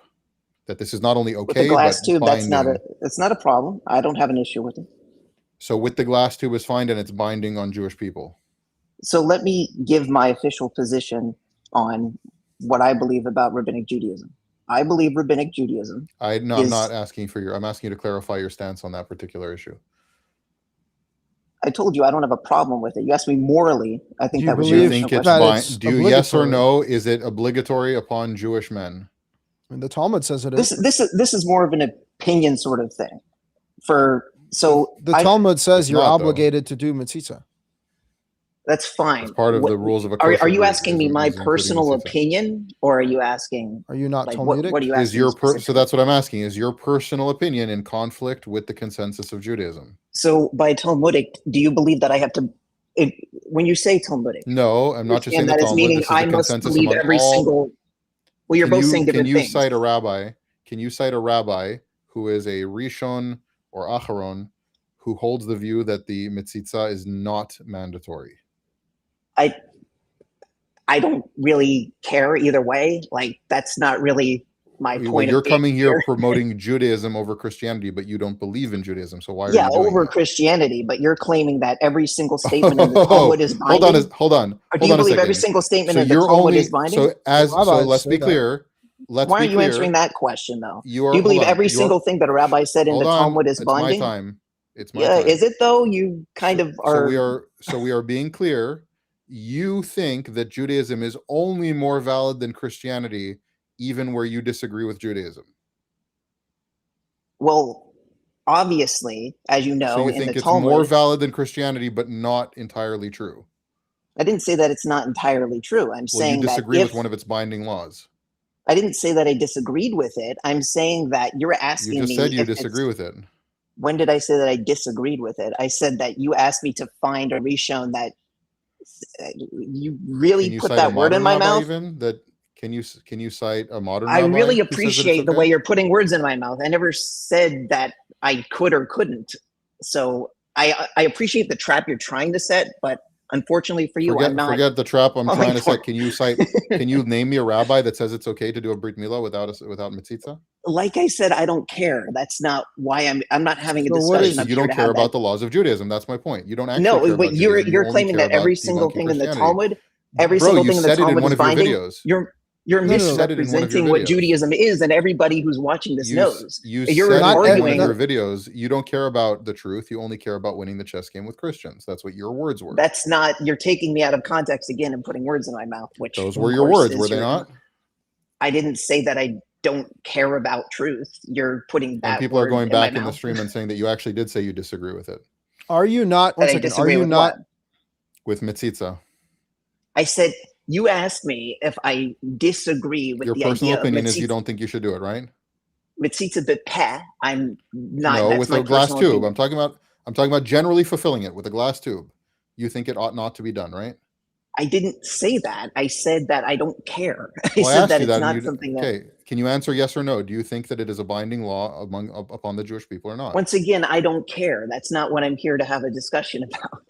Right, like so if you don't want to care about ask the laws me of Judaism, so why are you defending Judaism? When that is a law in the Shulchan Aruch. By the way, even if we don't say that every statement in the Talmud is binding, the codified laws from the Talmud by Maimonides and Shulchan Aruch are binding according to Orthodox Judaism. So if you claim to be an Orthodox Jew, you're obligated to do mitzitza in a circumcision. So that would be the correct answer. So I said that I am fine with doing it with the fine with it or obligated? Very clear with that. Obviously, if I have a child and the moil comes and they say they're going to do mitzitza, I will say, don't do mitzitza b'peh, do the other. I would just follow whatever the you would moil does. You would tell them all that it's totally fine to suck the blood from your child's genitals with a straw. Not with their mouth. I mean, through a straw. So you're totally fine that the rabbi will come, circumcise your son, and suck the blood from your son's genitals with a glass tube. They're not putting their mouth on anything, so I don't have an issue with that. Who cares if they're putting their mouth on it or not? That's the point. Now that you had your fun, Ash. Now that you had your fun, Ash. It's disgusting regardless. Now that you had your fun, Ash. That's only been 6 minutes. Can I ask another question? Do you believe that Rabbi Gamliel was correct in saying that if you want to tell if a woman is a virgin or not, you should sit her on a wine barrel and smell her breath, and if you can smell the wine, she's not a virgin?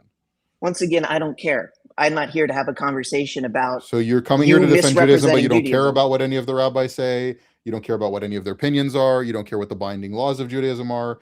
What do you care about? Well, you're misrepresenting Judaism as anybody with a rudimentary understanding. In what way am I understanding. misrepresenting Judaism? Because you know that every single rabbi's opinion isn't binding necessarily on what I didn't say that was binding. I just said if that was sensible for Rabbi Gamliel to say that. Well, first of all, every single rabbi's opinion is revered as the word of the living God. Okay, let's put it that way. Every opinion of every rabbi is considered. But that obviously doesn't mean that I have to believe every single. That's the thing, is that you're using this all or nothing misrepresentation of Judaism, and you know what you're doing. That's not how you know. I'm not giving any misrepresentation. This is not misrepresentation. This is Jewish binding law. You just disagree with it. That was my point. So before. If I go to John 14, if I go to John 14:28 and it says the Father is greater than I, hold on a and second. Jesus made that statement, right? Now you want to get out of it. Now, did you just shush me? Did you just shush me? Now you're getting away from it. Now you're getting away from it. You don't want the conversation tables to go have turned. on. I still have 3 minutes. I still have 3 minutes. This is going to make an awesome clip. Thank you so much. I'll let these 3 minutes ride, man. You just shushed me. You know what that means. You know what that means, Ash? You It shushed means you're getting me. off That is topic during my time. because last time we were on live stream, when I can I shush you on literally live was stream. You trying to can't shush say, me "Hey, on live stream. Ash," I Do was you not know how saying, that works? "Show me anywhere," and you kicked Okay. me off the screen. You threatened to kick me off Can I the ask screen you? last time. So can I ask you? Do you think that Israel and I should be extrajudiciously murdered by Jews for being apostates? Obviously, we don't have the same hedron today, so none of the things No, that I you're didn't asking say. about. I didn't say in a Jewish court of law. I said extrajudiciously. Outside of Maimonides court says of law. that. Drop him in Maimonides says that. in a well. Can you and- name an and he is not instance of that ever happening in history? I didn't ask you what instance of there was. I asked if So that's then why something are you believe asking should be these done. these pedantic Because questions that's that don't have binding any Jewish law as well. application There is to not today? one. There is I'm not sure So you one don't have region any that instance disagrees of this with it. happening ever? I'm asking you a question about theology of your religion. Maimonides, who is a Rishon, says that apostates should be killed outside of the court if you can't do it within the court. Yeah, I mean, There is no Rishon that Karaites disagrees were- with him. Hold on a Karaites second, were Israel. beaten in the street. Israel, hold on a second. There is no Rishon that disagrees with that ruling. So show Is me that an a binding example ruling of or not? somebody actually doing that in history. I didn't In ask the you if there's modern an day. example. We're talking about the I law. asked you if that's binding law in Judaism. Obviously, it's not something that people do today, so But it's it's hard binding for law. you're asking something that's impossible to demonstrate in real time, and then you're asking I didn't me to ask you if it's defend impossible something. to demonstrate an example. I asked you if that's binding Jewish law. Once again, my official position is that I don't care Rabbinic for your Judaism makes official more position. You're sense not in according to charge the of Tanakh. Judaism. I Right. don't care for your This is my personal opinion, though. So you're basically creating a straw Right. So man you've argument for me admitted to now defend. 3 times. So you've now admitted 3 times that you don't care what the rulings of Judaism are. You only care about debunking Christianity. You've said that 3 times now. You've No, I demonstrated care that 3 about the times now. rulings to an extent that they make sense in the practical world You- today. you But you're didn't answer asking the me things question. that don't happen Is the today. opinion of Maimonides, without a further disagreement by any other Rishon, is it a binding Jewish law or not? Once again, you're using Maimonides in a way, and you're abusing the way that his psak is used. I'm not abusing in the present anything. He day. says it explicitly. So show me an He example says, today citing of the people Talmud, doing that. Can you I show didn't me say that Jews people today do going it. around? I said Exactly. it's So binding then, Jewish law. so clearly you're taking it out of context because it's And not guess applied what? today. You just proved my point that Jews today don't actually follow Jewish law. No, you're taking They follow what's rabbis out of convenient. context and saying, once No, again, it's not out of context. It's you're not out using of this context. all or It's Hilchos- nothing. It's Hilchos Malachim. Any- It's Hilchos Malachim. It's It's about out the of laws context of in the apostates. greater scope. I know what It's it not says. out of context. It's out of context in the greater scope of how Judaism is practiced. You're saying the Okay. Rambam says this, so you have to do everything the Rambam says. The Rambam you know is that's a not how Rishon, Judaism and works. there's no contradictory opinion Cool. with this Rashi was a Rishon. Rishon, and they disagreed about a lot of things. Do I have Right, to do where everything there's Rashi does? exactly, you don't everything know how Rambam Judaism does? works. Where there's a disagreement between Rishonim, later rabbis can go between those opinions and further elaborate on the law. But when there's a Rishon Cool, that has a so- binding opinion and no other Rishon arguing with him, no Acharon disagreeing with him, that is binding Jewish law. So then The why fact of the don't matter you see is, examples of that? because Jews That's don't your keep problem, Jewish is that law. you're That's my claiming this, point. but you don't have any examples of it. Thankfully, Jews are not like Muslims and don't actually do these things. That's my point. Sorry, Jews I don't think my actually connection do got these. bad. Can you hear me? Yeah, I said thankfully Jews are Sorry, not okay. like Muslims and Jews Hello. don't do these things. Did you hear me? Yeah, sorry. I'll give you a second there. Yeah. Also, we have no idea what Jews have actually been doing. I mean, the whole idea is do it in private. So if you did Yeah, that the in fact is private, you're supposed to do it privately. Yeah. First of all, if you're going to argue that Jews have never physically assaulted somebody for being an apostate, that's just not true. Of course not. As Israel was citing, they did that to a lot of people. But regardless, the point that I'm making is Jews don't actually follow Jewish law. They follow the most convenient things of Jewish law. Mhm. Let's Yeah. give him a minute to come back. Yeah, I think his. But anyway, someone's Somebody in saying my chat says Yehuda sounds like a prepubescent boy. That's mean. I think he's in his 30s or something Oh, like God. that. Maybe he's 40. I don't know. from Moses to Moses, none came up like Moses. That's what they say about Maimonides, right? He is like Moses. I mean, this is just some devastating stuff because ultimately it's a complete denial of the gap between rabbis' opinions and the word of God. I mean, the rabbis say a non-Jew who keeps Shabbat is deserving of death. Like, they've never done that? Like, how do you know what they would do if they had actual authority? The rabbis never had legal authority, But as you said, Maimonides was advocating for that in extrajudicially. Even when Jews don't have power, they're supposed to do these things. He said, like, you should just drop the ladder and be like, hey, I have to go pick up my kid, and just leave the guy there to die. Right.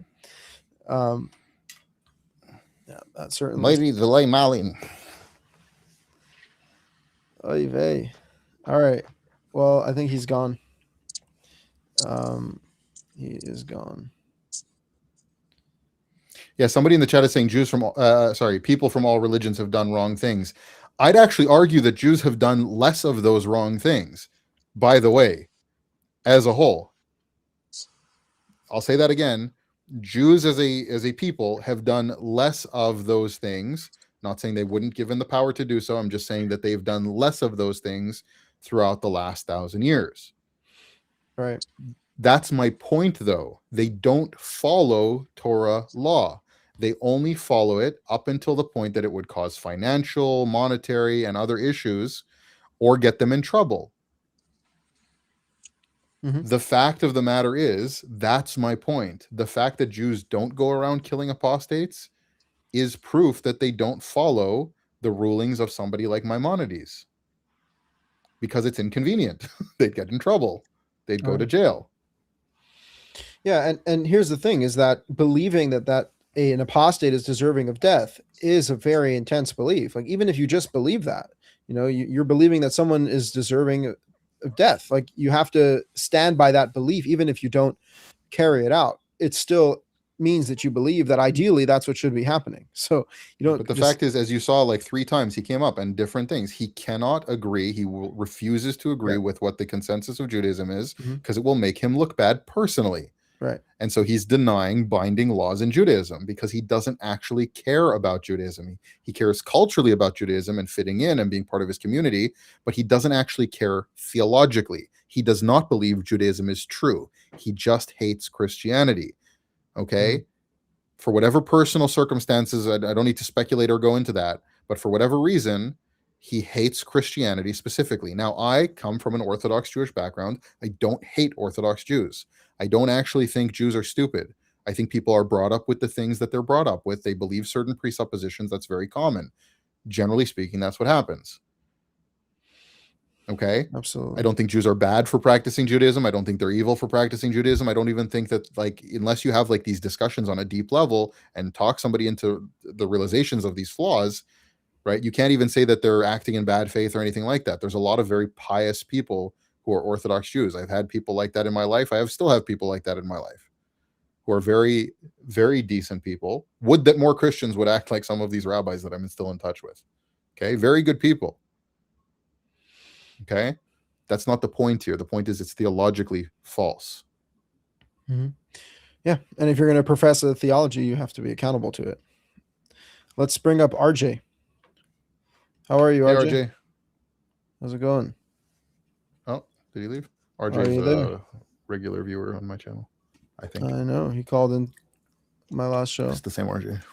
Pretty sure. All right, RJ, are you there? I don't think he's there. Okay. Let's bring up Tamara. Hello, Tamara. Hey guys. What's up? Hello. Yep. So I would define myself as an Orthodox Jew. And though I don't know if this is going to meet like the kind of Orthodox Jew that you guys are looking for, but essentially anyone who's traditional or believes in Rabbinic Judaism, you don't have to particularly be Orthodox specifically. Yeah. So I do believe in Rabbinic Judaism. In that, like, there's clearly bits of the 5 books of Moses that you can't understand without some kind of oral explanation to, elaborate on what's, basic examples being like, the phylacteries, the tefillin, exactly defining what those are supposed to be. Why couldn't you know what tefillin are supposed to be without oral Torah? Because I don't find enough details in the text to tell me what that's supposed to look like. Why do you think it has to be leather boxes tied to your arm? It doesn't say that in the text either. No, you're quite right. That's why I think that there was an oral tradition that was passed down simultaneously with that. So the idea being... Do you ever find it odd that something that was worn by every single Jewish man since Sinai you see no archaeological evidence of it existing before the time that the Pharisees pop up in history? I mean, we've seen scrolls in Qumran, I believe. 2nd century BC. That's about the times the Pharisees pop up in history. Yeah, there was also I believe some of them were the phylacteries of the Qumran caves do not look like modern rabbinic phylacteries. So why would you think that the phylacteries today are kosher if they don't look like the ones from the 2nd century BC? No, that's right. I'm just going on probabilities, right? Like none of this is 100% for sure. Probability is that Pharisees reading the Torah came up with a lot of things on how to fulfill specific verses because they versify the Torah. They go this and this and this thing. This has to be fulfilled this and this way. So we need to find a way to do that. It's very likely that tefillin is a Pharisee innovation. Yeah. To put it this way, how would you know the details that we made up if we didn't tell them to you? That's usually what you're hearing from the Pharisees, right? They're like, the general rule of the Talmud is create a problem and then come up with a way to solve it. Yes, we create a false interpretation and then create a loophole around our false interpretation. That's the majority of Rabbinic Judaism. It's all completely arbitrary. And no, like if the text does not specify black leather boxes with certain scrolls, then that's not what it means to fulfill it. There are people that interpret it metaphorically to have God's words bound on your actions and your visions. There are even if you wanted to go about and try to construct a literal representation of that commandment, it wouldn't have to look like the rabbinic tefillin. Remember, according to rabbinic tefillin, if I write the passages of the Torah on regular paper with a pen and put it in a red box, I did not fulfill the commandment because it has to be black boxes shaped a certain way with certain writings, with certain compartments, with certain script, with certain parchment, with all these things. None of that is from the Torah. That's all completely rabbinic. And they have filled books with all the details that they made up, telling you that this is somehow from Moses at Sinai. That's not probable at all. I would say that if you were just trying to tell me with this one particular thing, yeah, sure, of course. I mean, Okay, like with any of the... On to the next thing. What's the next thing we wouldn't know? No, I mean, we can go through them all one by one, right? So then there's also, I'm sure, you would say something very similar about, mezuzah and ritual slaughter and like all that kind of stuff. None of these details. Does your mezuzah have to be straight or can it be tilted? Well, there's an argument no, about that? Exactly. Yeah, no, no, exactly. I know. The right side. I know that there are. Exactly. There are many opinions, of course, and this idea that Shivan Panam La Torah, all of them must be correct. That's factually speaking. If I'm looking at this logically, and I believe there was an oral tradition that explained, the precise details of all of these commandments, right? So the idea being that God did in fact tell Moses, well, hey, this is tefillin. It's either supposed to be taken literally in this way, or it's not. It's supposed to be a sign, through your actions on your heart, whatever you want to interpret that as. Maybe God said, I leave it up to everyone. Also tie wisdom to their fingers? Yeah, sure, exactly. This is what I mean. So what I mean is objectively something. Why is that one allegorical? Because, well, if I were being intellectually honest, it's because the tradition that I subscribe to, as a whole, right. On balance. The rabbinic tradition is true. Why do you do that? No, I don't presuppose that it's true. I presuppose that I don't have the information just because the tradition I believe in says this. Yeah. Therefore, that's what I do. So yeah, I'll tell you how I got there. Tradition is correct. Yeah, no, I'll tell you how I got there. Obviously, like I explained before, obviously there are missing details in the 5 books. I'm just looking at who. You haven't pointed one out yet, though. You just keep saying that there are. Right. So there is. Well, you admitted yourself. There's no exact description of tefillin, mezuzah, shechita. Because I don't believe that tefillin are prescribed in the 5 books of Moses. Yeah, shechita is not either described in the 5 books of Moses. Well, exactly. The slaughter in the way that God has commanded you. Right. What way might that be? But so here's the thing: you're not only are you presupposing rabbinic conclusions, you're presupposing rabbinic arguments. When you look at the context of that, it does not say slaughter as I commanded you. It says it's an entire chapter teaching us that we are allowed to slaughter to begin with, because in Leviticus 17. Slaughter outside of the tabernacle was prohibited. In Deuteronomy 12, we're now being permitted to eat whenever our soul desires. And God is saying, as I commanded you, that you're allowed to eat, right? Like we didn't even know that we were allowed to eat. So it's a commandment that's referring to the Torah itself. This idea that the Torah is referring to an external commandment, it really is obscene. Like the Torah is a self-fulfilling book. It always refers back to itself. When it says slaughter as I commanded you, it's not referring to some secret special method of slaughter of the rabbis. Referring to earlier in the chapter. It's referring to 6 verses earlier in the chapter where God introduces the concept that you're allowed to slaughter at all outside of the tabernacle. So that's correct. Though you're assuming that it's singularly only referring to this. I'm I'm taking the position that I'm it not could be assuming referring to that. both. That's more obvious. Like when the Torah Right. Yes, says, it is Rather more than obvious. take it for referring back to itself, you think that there's a secret special code that was given in addition. by the way, when the Torah itself, Potentially, no, I'm one just second. open to the idea. when the Torah itself Right. says, follow what is written in this book, do not add or Yeah. subtract to what is written in this book of the Torah. Okay. So nowhere in Sure. the entire Tanakh are we told to follow an oral tradition. Okay. We're actually told to follow the written word of the Torah of Moses, and Moses completed it in writing at the end of Deuteronomy. So what makes you think that it's reasonable or rational to assume that what the rabbis are telling you is true when they clearly have a vested interest in power and say things that are completely absurd and ridiculous all the time? Well, because I would find it strange to, well, two things. One, I would find it strange to write, or near on impossible to write a comprehensive system of law that covers every single detail, every aspect of every religious injunction, prohibition, whatever it may be. That would probably be, loving this today. that would be far too, so you have like obviously the idea of Christian, I believe it's called virtue ethics, where you can, through logic and reason, obviously, God gives you these broad sweeping commandments, right? And then you can extrapolate from that using reason that God endowed you with, what the corollaries of that may be, right? And so I think that taking that approach also into the ritual details is what Rabbinic Judaism provides me. With the framework. It's quite the opposite. What you just described is that God gives us the sweeping principles, and we can use our God-given reason and understanding of reality to understand the conceptual commandments, the moral commandments, and the ritual commandments. And now you're saying, but I also need rabbis to tell me how to tie my shoes, how to wash my hands, how to cut my nails, what blessing to say before I eat and middle of I eat, after I eat, how to remove the thing from the table, put it back on the table, how to cut the bread, to cut off the corner, to wash before, to wash after. All of that is virtue ethics. All of that is like intuitive approach, somehow scripturally based. It completely flies in the face of everything logical, reasonable, and virtuous. It's not a virtuous way of living. It's actually an obsessive, neurotic way of living, and it's not in alignment with the text. The text gives us the principles to follow, and if you follow that to the best of your ability while sticking to the letter of the law, that's all you need to do. All of these details that the rabbis provide, which I suggest, if you really think it's all in good faith, go read some of their books and see just how mad they are and the details that they go into, right? So this is not about a honest attempt to explain how to follow the Torah. This is about an attempt to top-down control people from the minute they wake up till the moment they go to sleep. What you say, how you walk, you have to cut. You can't walk 4 feet with your head uncovered. You can't walk 4 feet with your back straight. Like, these are actual laws of the rabbis. You're telling me this is the Torah? You're telling me this is good faith? This is just a man-made swath of garbage, in my opinion.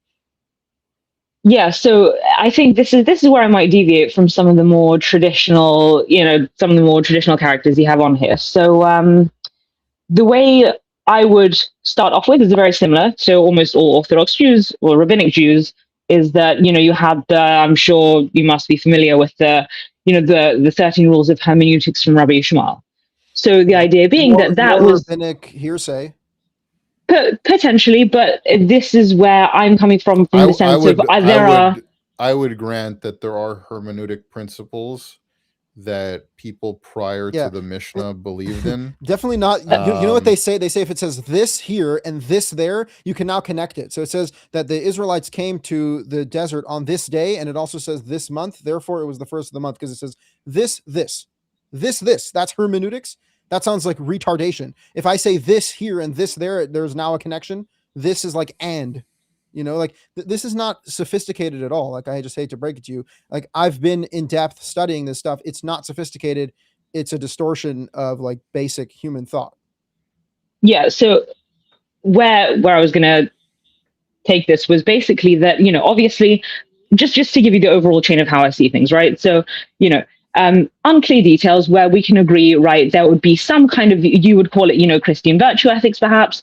I would say, obviously coming from an Orthodox standpoint, these rules of hermeneutics, perhaps not Rabbi Yishmael's rules of hermeneutics, but some type of, you have to be able to follow rules, interpretive rules, in order to come to these details somehow. The question is just, have these rabbis who have come to all of these details, have they employed those rules correctly? Do they have the correct rules? And then obviously, which is how you can have rabbis coming up with, all different and contradictory opinions. right? And so, like, I don't believe that you can tell me, well, God told Moses on Mount Sinai to tie his left shoe before his right. Of course not. No. And similarly, there are plenty of things I've heard your call with the last gentleman about, Rambam extrajudicial killings. There are plenty of things in the Rambam that are quite clearly not drawn from Judaism, but are drawn from his Islamic unfortunate circumstances that he was stuck living in. It's a right. very And nice so, like, concession. Thank you. no, I mean, it's just quite obviously true. Things that are not based in current medical knowledge, scientific knowledge, whatever it may be. There are plenty of these things that you can point to.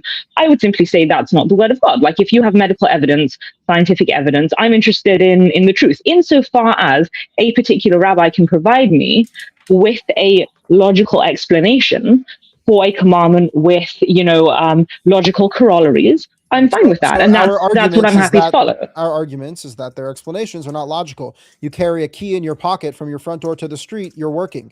You push your baby in the stroller to your neighbor's house, you're working. But if you put up a fishing line around your neighborhood, now you're not working. Okay? You're telling me this makes sense? It doesn't.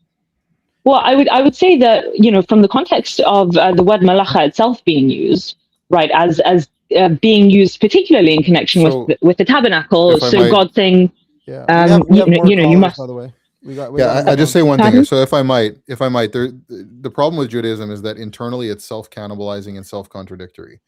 So, for example, if you have somebody who is a convert to Judaism, let's say they do the whole rabbinic process, okay? They're a valid convert into Judaism, okay? They've accepted the whole oral Torah, okay? Now, let's say this person is spent their last 10 years as an Orthodox Jew. The only thing they know how to do is hashgacha. Like, this is how they make their living. They really have not succeeded at much else in life. This is how they make their living. This is how they support their family. Okay. And for anyone who's watching, hashgacha is like kosher supervision. Okay. Now, said person, okay, decides one day that rabbinic law doesn't fully make sense to them. Okay. They don't think that eating chicken and milk is a problem. They don't even think that, let's say, well, let's not go to things that could be interpretations on a biblical, right? So let's just stick to the Rabbanan for sure. They don't think that eating chicken and milk is a problem. Okay. And they do that in the open, not in the restaurants or the places that they're doing hashgacha for, but they do it very publicly. Let's say they go, yeah, it doesn't really make sense to me. The rabbis, when they first discovered electricity, they thought it was fire in the wires. And so that's the malacha. But then afterwards, because they already banned it, they had to come up with another reason. So it was bona, it's building, because it completed a circuit. So they had to shift their mindset. So the guy goes, yeah, that doesn't really make sense to me. I think that using my phone on the Sabbath is fine. It's a rabbinic prohibition anyways. Okay. And so now he's not Shomer Shabbos and he's not Shomer Kashrus from a Jewish perspective. So he gets booted out of his hashgacha job and ostracized from the community. Yeah. Nobody eats at his house anymore. His kids aren't allowed to play together with other people's kids, right? Do you think that makes sense? I think it makes sense for those people in the same way that I, for example, don't accept the social healthiness of, like, gay marriage, for example. So, like, if my cousin, married a dude, I would politely decline to bring my kids around that. How do we always compare gay marriage to eating chicken and cheese? You understand, chicken and cheese is not even prohibited. Also, it's an extremely... So the problem with your assertion, the problem that you just affirmed that this is okay to ostracize this person from the community, the problem with that is that you just affirmed that a rabbinic gezerah, not even a halacha l'Moshe Sinai, like not even like an interpretation of a biblical command, but an explicit rabbinic gezerah, you just affirmed that it supersedes the biblical ordinance to love the convert among you. So you just actually affirmed something that contradicts Judaism. Well, no, I didn't. In the same, and from a biblical sense. Well, no, because in the same way that, for example, there's an injunction upon me to love my neighbor as myself. If I found my neighbor to be, like, for example, I wouldn't find it acceptable. You missed my point. You took a rabbinic prohibition and said that violating that rabbinic prohibition is enough to justify violating the biblical injunction of loving the convert. No, I didn't, because if I may That's just what you just explain, did. I'd like to elaborate, because it was a very narrow question. If No, I you may just didn't realize elaborate, that it was a trap.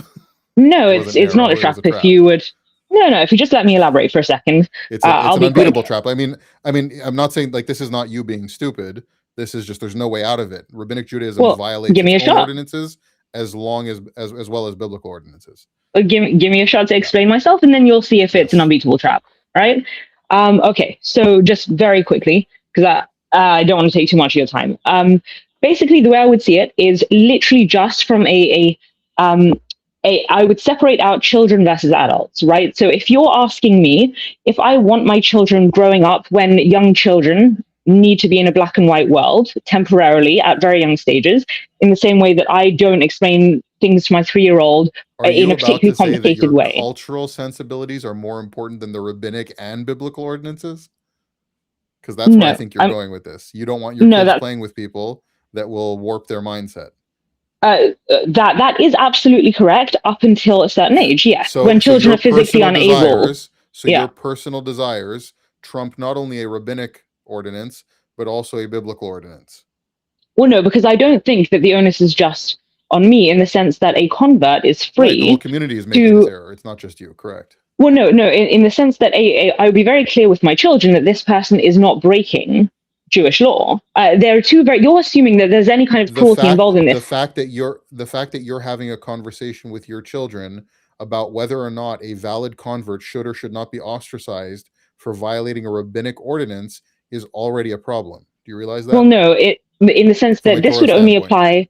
Well, perhaps you're mistaking the ages. What I'm talking about is like. So because somebody violated a rabbinic ordinance, you're allowed to speak lashon hara about them? No, what I mean to say is for very little children, you don't address it altogether. It's a decision that parents make. Why would you be addressing that? They didn't violate a biblical ordinance. So you're violating the biblical ordinance of loving your neighbor and including them, the convert, sorry. You're violating that biblical ordinance because of your cultural sensibilities and rabbinic ordinances. Yeah. Also, look at your priorities. The kind of environment you're trying to raise your children in. A black and white environment, to the extent of like whether you can mix chicken and cheese. Like, what do you think you're going to forget mixing them? Eating one like cheese 4 hours after your chicken. you think you're going to raise your children in a monolith of like who in the world even follows these ridiculous things? I mean, there's so many issues with this on every level. But Ash's point is that the Torah says you must love the stranger among you, and you're saying, excuse me, you offend my unless they violate my cultural sensibilities. You offend my sensibilities of my interpretation upon interpretation of offense, and so I'm going to have to kindly tell you to get out of here, you know? Well, like, the convert is just as beholden to the commandment of, things like loving your neighbor as yourself, which means also respecting, my personal choices in terms of my own religious sensibility. Respect your choice. Respecting somebody else's rabbinic absurdities is not what the Torah meant when it says love your neighbor. You know that's not true, and you're just throwing it out. So you mean to say that would be on you to love people like yourself, even though they have the audacity to eat chicken and milk together? Of course, though, you couldn't possibly expect me to, if we don't choose to live our lives that way, to tell my children that they should be. Other people I can, because the Torah prescribed that. So for example, if somebody's not a convert, right? If they are, some dude in the community, and you don't particularly think that they speak very respectfully, and you don't want them around, like, that's one thing. If somebody is being a convert is being ostracized for violating a rabbinic injunction, that means you place the rabbinic injunction above the biblical ordinance. Well, you're assuming that what that means is that, and perhaps some people would act this way. In which case I wouldn't find that acceptable. But I would define this as two very separate. I'm assuming that. I've seen that in person. I used to work in Hashgacha. I've seen that multiple times. People getting booted out of their job because they, for whatever reason, somebody saw them like have a Starbucks coffee in their vehicle. Yes, God forbid. God forbid, yes. They should drink Starbucks. Do you really? Of course, no, stone them to death, of course. Do you really think you're going to be able to raise your kids in a world where they don't know that other people on planet Earth do different things than their strict ultra-Orthodox upbringing? Like, this is like a basic element of being able to coexist with people. We're not saying like coexist with murderers and like evil people. We're talking about tiny differentiations of like the things that matter so little that the Torah, they're like 6 times removed from the Torah, that those are the kind of people you want to make sure your kids never interact with? Like, what kind of bubble are you trying to create? Well, again, what I mean is, for ages that are very young, we're talking, when, just to be very specific, I'm talking like 5-year-olds, you know, up until age 5, things need to be, at least in my opinion, very black and white. You know, this is what I choose for myself and my children, right? So beyond age 5, 6, you can start being way more nuanced about these things. Certainly if family members, extended family members, you know, choose to go a different way with their lives, that's no reason to cut anybody out or ostracize anyone. There's a big difference between someone keeping to the truth of God's word versus someone, for very young children, being in my immediate social circle, where when young children are unable to differentiate, they don't have the intellectual capacity to do so. At that point, only would I consider. I feel like your first and foremost lesson to teach your children as an Orthodox Jew is the entire world does not do what we're doing. There is a tiny minority of people on this earth that do what we're doing. Also, you just said if it was a family member, you wouldn't cut them off, right? But if it's a convert, then you would, right? So you're further fulfilling the fact that the Torah says, don't just favor your family members, favor the stranger among you. Well, again, by cut off, what I mean to say is, you know, I also would not find it acceptable, you know, to have my children around family members exhibiting certain social behaviors or otherwise that my husband and I don't deem fit. It's not purely even to do with Judaism, rabbinic or otherwise. You're missing the point, though. This is not a socially unacceptable behavior.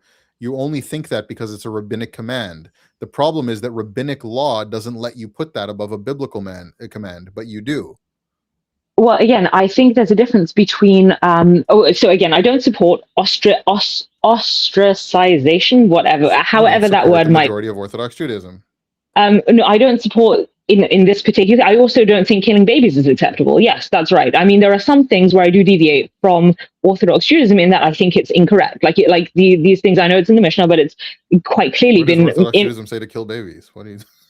No, as in Orthodox Jews, pardon me, abortion. That abortion is okay, you know, Orthodox Judaism doesn't actually allow for that. That's a very modern thing. Very unfortunately, you know, so whatever, like during the times of the Mishnah, there may not have been, you know, the possibility to save a woman's life without perhaps aborting a baby if there's a medical crisis. But unfortunately, these days, the halachic rulings have not deviated from this opinion. I'm glad we found some common ground. We all agree we should not be doing abortion. And one of the first ethical concerns I had with Judaism was the looseness with abortion. Oh, it's devastating. Sounds like you're from the UK. So for everyone watching on my channel, by the way, in Israel, the number of abortions per capita, okay, is one of the highest in the Western world, which means every year the state of Israel, with rabbinic permission, because it's one of those things that goes to the rabbinate. Yes, it's horrifying. Allows for what is it? It's over 95% as of last year. Approved abortion. Times the number of deaths of October 7th. And not only that, they allow third trimester abortions. Unfortunately, not that makes it any more moral, but you know, they allowed for things like, you know, short femurs and it's just whatever angle you look at this from, it's pretty horrifying. So in that slide to turn down her volume a little bit because people are saying she's a lot louder than we are. Yeah, let's do that right now. I'll just point out that in the UK, over 50% of babies are aborted.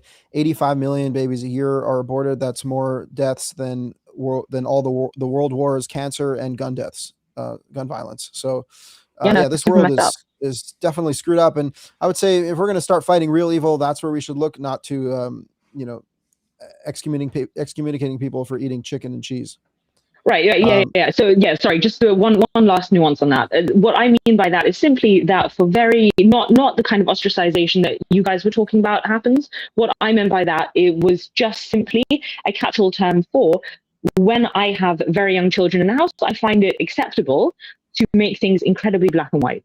That's all that I meant. And that does mean not associating with certain people up until my children reach the ability for me to be able to explain certain nuances of, yes, though they are Jewish, you know, they keep different things for different reasons, and as do we. But until they're able to understand that nuance, it's not where our family is looking to go to, basically. That's all I would advocate for, is like freedom of association without any cruelty. If whatever you're doing in terms of ostracizing, be that for me as an adult without my child's knowledge, right, it's got nothing to do with my kids. I fire someone from their job for eating chicken and milk. I mean, that's quite clearly us, so there's no reason to do that. That does violate the injunction against, not being cruel to the convert and the widow and the entire list of people you should not be cruel to. So of course, if you're talking that, no, unequivocally, I condemn that. Yeah, no, but if you're talking about, do I have to let my 2-year-old, watch someone mixing chicken and milk if I know that's not the way we're going to live our lives, and then I suddenly need to try and explain that to him? No, I don't feel that there's a reason for that, but I also think that can be done in a way that is both compassionate to the person, where I have a personal conversation saying, hey, look, it really is nothing personal. It's just my kid is too young. And that's it. I don't think this needs to be done with any kind of malice. Like, I think it's just the person, especially given in the scenario creating, they've converted to Orthodox Judaism. So they understand where I'm coming from in terms of my whole belief system of, why I think this is worth adhering to, though I don't think this is biblical law by any stretch of the imagination, or necessary, or that they're doing anything wrong by eating chicken and milk together. But having said that again, it just needs to be black and white. We have some people waiting. Yeah, we gotta go. Yeah. All right. God bless. God bless, guys. Maybe I'll catch you some other time. All right. Bye-bye. We got Oliver up here, right? Oliver. Can you hear me? Come on up. Hey, Oliver, what's up? Okay, thanks so much for having me. First of all, as far as I'm aware, the rabbinate has nothing to do with abortions. They don't allow, they don't deny it. It's like a medical authority that deals with it. It's a rabbinic like council that's I don't think so. Led by the rabbinate. It's not the rabbinate, as far as though. I understand. Okay. It's under the control of the rabbinate. No. No? Well, I'm I'll have almost to sure. double check that then. I mean, that could be easily Googled. First of all, you said you can't add or subtract from the Torah, and no one's, even Orthodox people don't add to the actual Torah.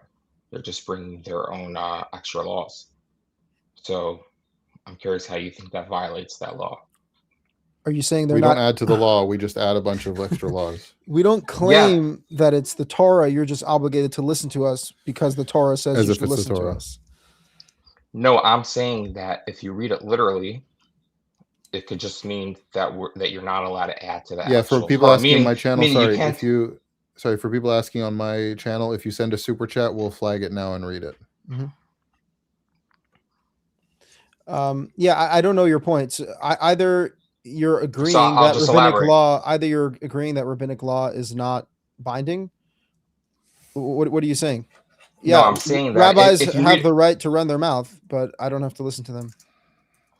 No, I understand that. I'm just saying that if you read, if your premise is that Rabbinic Judaism violates the actual Torah, I would just say that if you read that pasuk or tractate like literally, it could just mean that you're not allowed to add to the actual scrolls. So meaning if you found someone with a Torah scroll with added in like sentences, that would be an example of a violation of that. And God says, do not add Says, don't stray to from my it to the right or to the left. commandments, right? It says, do not add to these commandments, right? So if I'm adding commandments, then I'm adding to the commandments. It doesn't say, do not edit this scroll and add to the commandments. It says, do not add to my commandments. That's your interpretation. It's not an interpretation. What does it say? Does it say, do not add to this scroll? Or it says, do not add to the commandments? I'm giving you a set of commandments. These are the commandments you need to follow. Do not add or subtract to them.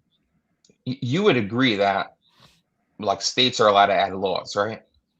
That no, the Torah wasn't going to say that Israel as a state can't have new laws, can't have traffic laws, and things like that. Of course, you would be allowed to.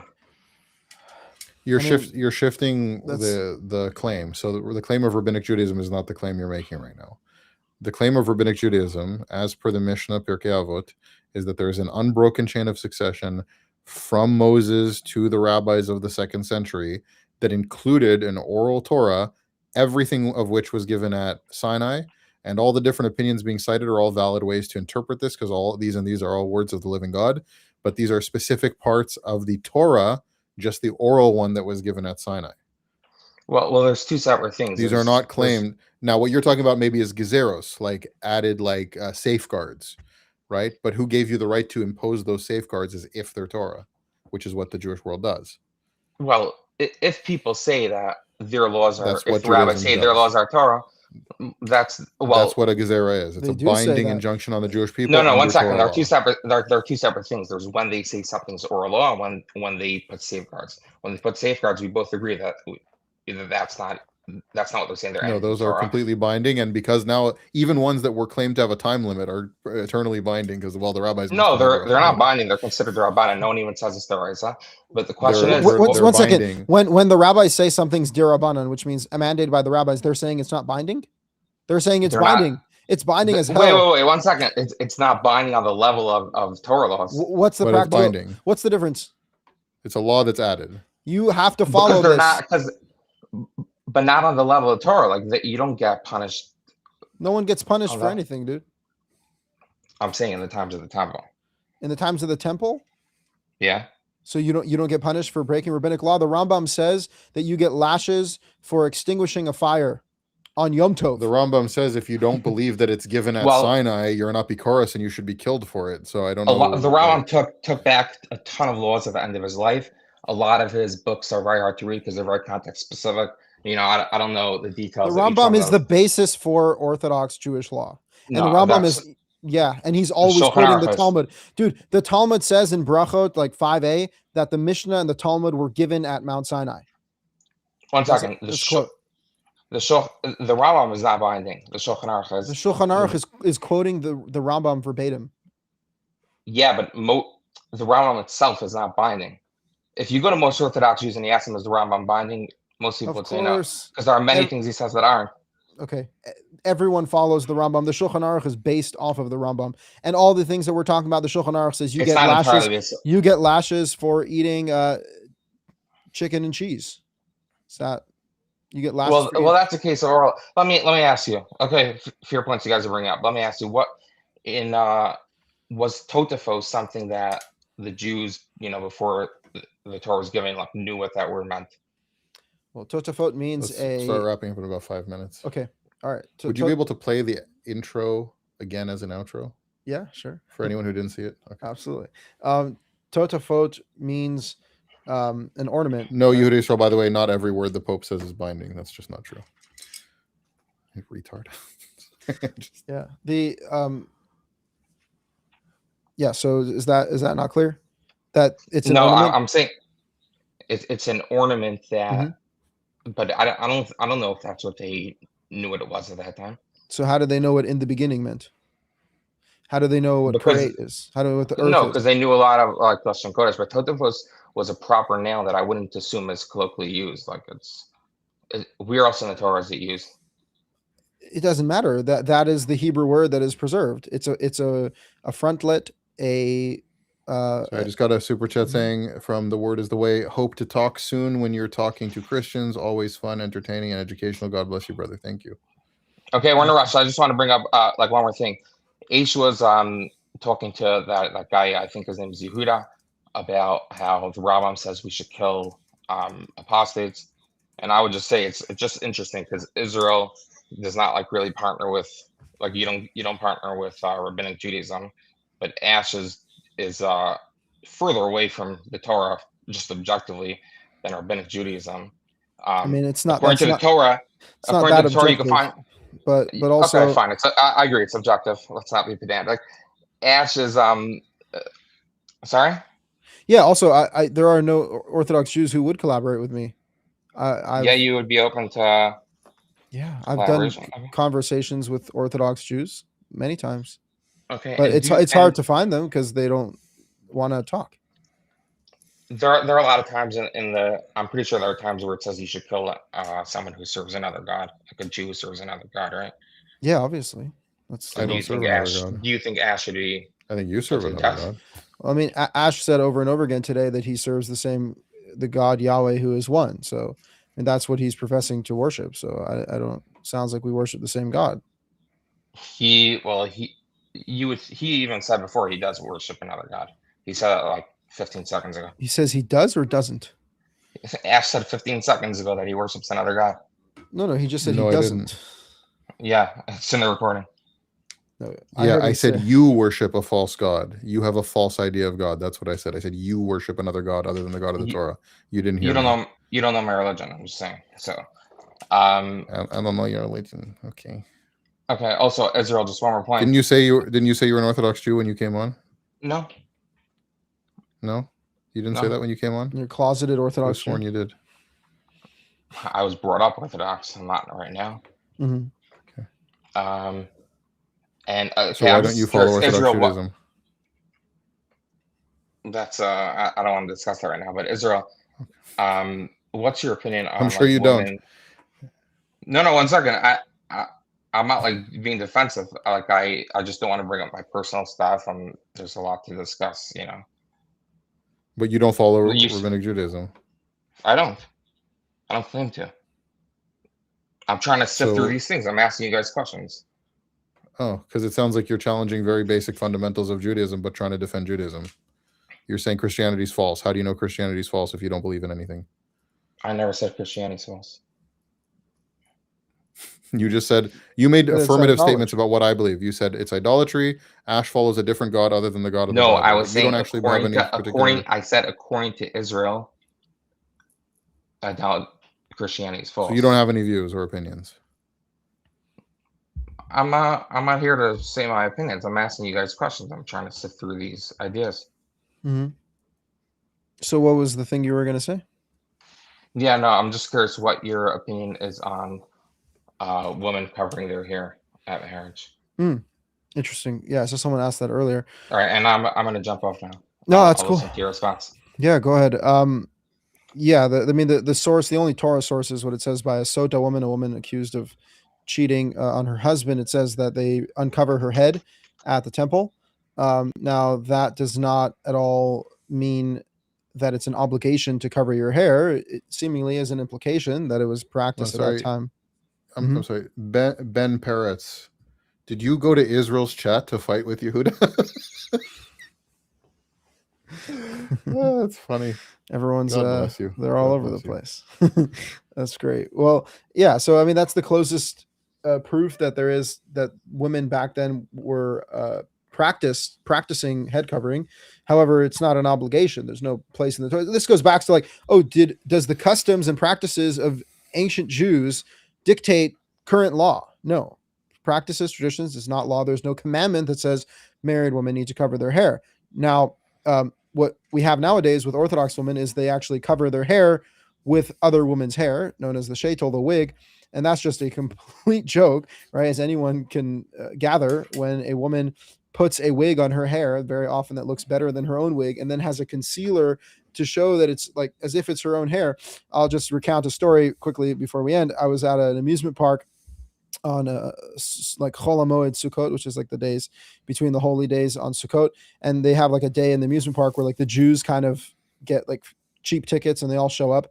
And so I was there with my Orthodox cousin, who's a woman, and she had just gotten married and she was wearing her new wig. And this guy comes over to her. He's like, "Can I ask you a question?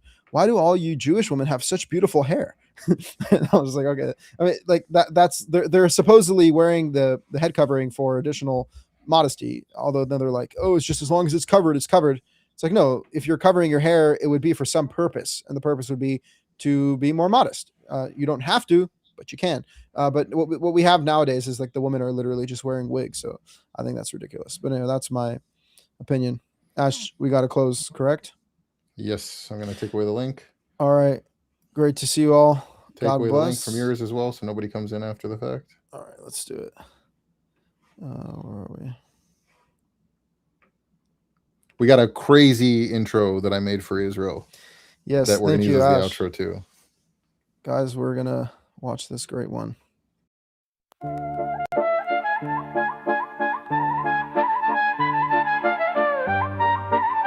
I can give you a list of 100 Jews that destroyed the Jewish nation. One of them is Santa Claus.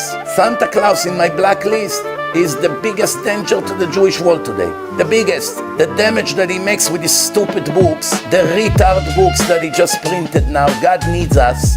Full of heresy. Which means that the first human being, the original human being, was both male and female. Whatever that means. First of all, it tells us that being a male or being a female is wrong. That's not the way we're supposed to be. We are supposed to be male and female.